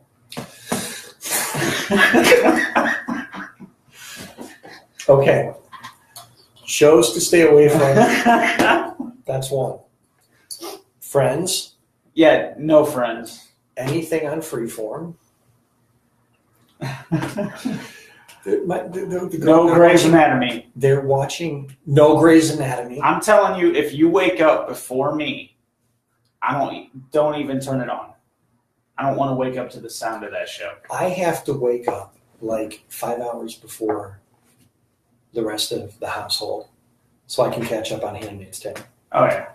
Because it's too dark for everybody else. Right. But they'll sit and watch anything else with me. It's funny because I almost got them to sit through Roseanne with me. Almost. But yeah, binging. And you know what? Binge old shows. Don't binge anything new. Yeah, binge, old stuff. Take a season of Supernatural. Yeah. And just binge like 13 episodes of Supernatural. A season of Chuck from NBC. Oh, Chuck. I miss that show. That show was great. Or you know what? Break out, the Back to the Future movies. Mm-hmm. Young Guns 1 and 2. Stuff that nobody's seen in years, but every dad loved. Ghostbusters too. Ghostbusters. RoboCop. Oh my gosh. A little bit, I'm going to have a moment of shame here for a moment here. I just realized today, this was something I had an inkling of, and I had to look it up today to confirm it. Have you seen Star Trek Into Darkness, the one with Benedict Cumberbatch? No. Okay. So it's going to fall a in little bit behind. The bad guy in that movie, Admiral Marcus, was the same guy who played RoboCop. Really? And I looked at him. Every time I watch that movie, I'm like, where do I know him from? It's one of those moments where it's like bashing my head against a wall. And I looked it up, and I was like, oh, I was right. And I've watched that movie like a dozen and a half times. Yeah. I think that's a dad skill right there, being able to watch shows and movies and always know who the actor or actress is. That's actually a nerd skill, and I will wholeheartedly admit my wife is better at it than I am. Oh, tons better. I will be watching something, and somebody will come onto the screen, and I'll go, oh, that's. Not only will she rattle off the actor's name, but at least 3 or 4 shows that they've been in and what character they play. Yeah. Before I even have a chance to grab my phone and grab IMDb. Yeah. I'm like, okay. Yeah, that's spooky. Okay, I'm the funny one. You're the cute one who knows all the geek trivia. So there you go. It's the opposite in my house. I know all that stuff. And then they argue with me. And I have to prove them wrong. It's sad. When she says it's this person, cry. I'm like, okay. I look it up just to see what I know them from, because she'll talk about they were in Charmed or Supernatural or some other obscure show that she watched. I'm like, that's not where I know them from. Right. Because I didn't watch that. So I have to play along going, okay. Yeah. IMDb. Oh, okay. They were in that one episode in Chuck. Okay. All right. Yeah. The Sandwich Girl. Yeah, the Sandwich Girl. Sandwich Girl. And then I mentioned the Sandwich Girl, and she's like, what? Oh, yeah, that one episode of West Wing. She hates West Wing, so I'll just throw West Wing in there. Oh, yeah, that would be that one recurring character on West Wing. Oh, yeah, I don't know that. Different fandoms. So, there you go. The other thing that I totally own in my house is the ability to quote movies. Absolutely. Oh, yeah. Especially Top Gun. Honestly. My sisters, love my sisters to death. When they were younger, when this movie was still quasi-popular, would put in the videotape of Top Gun. Videotape. Yeah. Dating myself. Would put in the videotape, mute it, and recite the dialogue from heart. And I'm like, that's not natural. Oh, no. I can do that with Top Gun. You guys need to stop that. I can't handle this. And Full Metal Jacket. Oh, Full Metal Jacket is just disturbing. Especially Gunnery Sergeant Hartman's opening just rant. I can do it word for word. My family hates watching those movies with me. Full Metal Jacket's just one of those movies where it's like, anything. Kubrick was just, he didn't have a screw loose. He was a screw loose. trivia challenge. Yep. You know, let's just obscure movie quotes. Let's bash back and forth obscure movie quotes and see what we can come up with. Because there was a time, I mean, I'm showing my age here, but I can't, by saying I can't do this anymore, but there was a time where I used to be able to rattle off the monologue from V for Vendetta. Wow. I could do that one, and I could do the Louis Prothero monologue.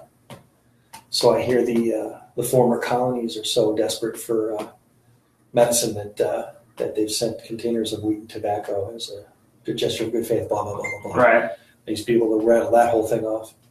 I'm a God-trained Englishman. I'm goddamn proud of it. I can still do parts of that. I had I actually had a coffee mug that had the whole V monologue when he introduced himself. And I was like, my goal in life is to have that memorized. And I did for about like 30 minutes. And then I was like, all right, recite it. I can get to voila, and then I'm lost. It's just like how it opens. A couple of the speeches from Braveheart. I can still do a couple of those, I think. Then there's like dumb voices. Sean Connery's a good one. Sean Connery's a good one. Especially from The Rock. The Rock is one of the... Welcome to The Rock. Your best. Losers always cry about doing the best. Winners go home and fuck the prom queen. Oh my goodness, the guys at work are already tired of my Forrest Gump. Somebody said something and I went Forrest Gump on him, and the guy who sits next to me is like, okay, you can stop. Yeah, right.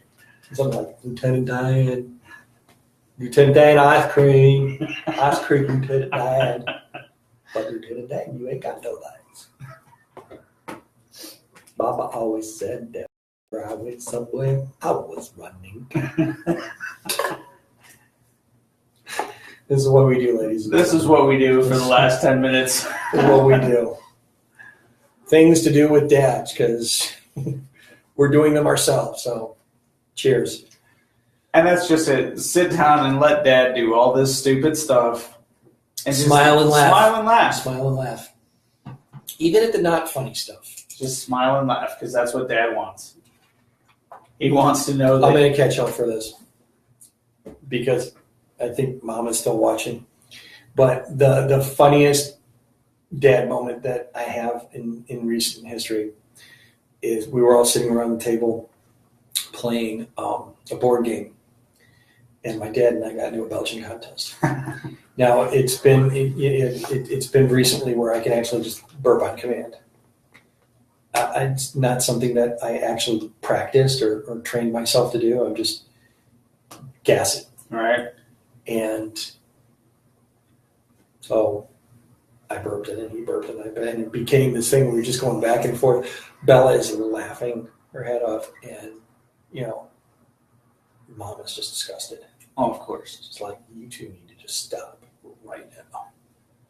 And we're looking at each other. I'm looking. I'm like, okay, I'll stop. It's kind of this understood thing. Nobody ever actually said it. I looked at him and say, I'll stop if you stop. He's like, well, I'll stop if you stop. So of course nobody stopped. Neither of us wanted to stop, but neither of us wanted the wrath of Mom either. So we're like, just kind of like, maybe she won't hear this one. No. We both got hit with iPads that day. Well, there you go, Mom. Yes. Burping contest on Father's Day. Let it happen. It's natural. It's not, but still. After a while, we were forcing it, but it was fun. The best thing, the other one was the pull my finger. Yeah. Dad pulled that one on my sister once, and he pulled her finger and she farted. There you go. And you got to be careful around us. We will have fun. My dad and I cannot have a serious conversation for more than 5 minutes. It always falls apart into something either just stupid or wildly inappropriate. Mm-hmm. But it never fails. Never fails. You were at the fundraiser, you know. I mean, you know what that organization's like.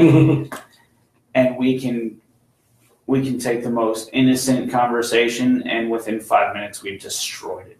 There you go. Yeah, we had a good time. We had a good time that weekend. Well, it is. Is it 10? Yeah, it is 10 of the o'clock. We had a wonderful time. Thank you for joining us here. Had a great time. Thank you, guys. Manpocalypse radio show.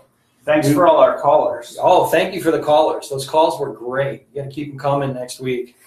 We will be back on the air next Thursday, 7 p.m. Eastern Time, 4 Pacific, 2 a.m. in the middle of the Atlantic Ocean. Rattling off times. Just go from 7 p.m. East Coast and then work it back. You've got iPhones. You'll figure it out from there. 1:16 in the afternoon if you're in Beirut. On the Armed Forces Radio Network. That would be great if they could this up. Well, that's all for us today from the Manpocalypse Radio Show. I'm Aaron. He's Mike. Good night. Have a good night, guys. Finish true. Finish heavy. And finish anywhere.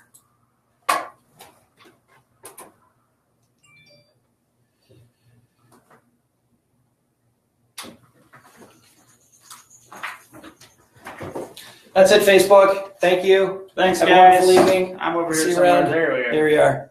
Bye, everybody.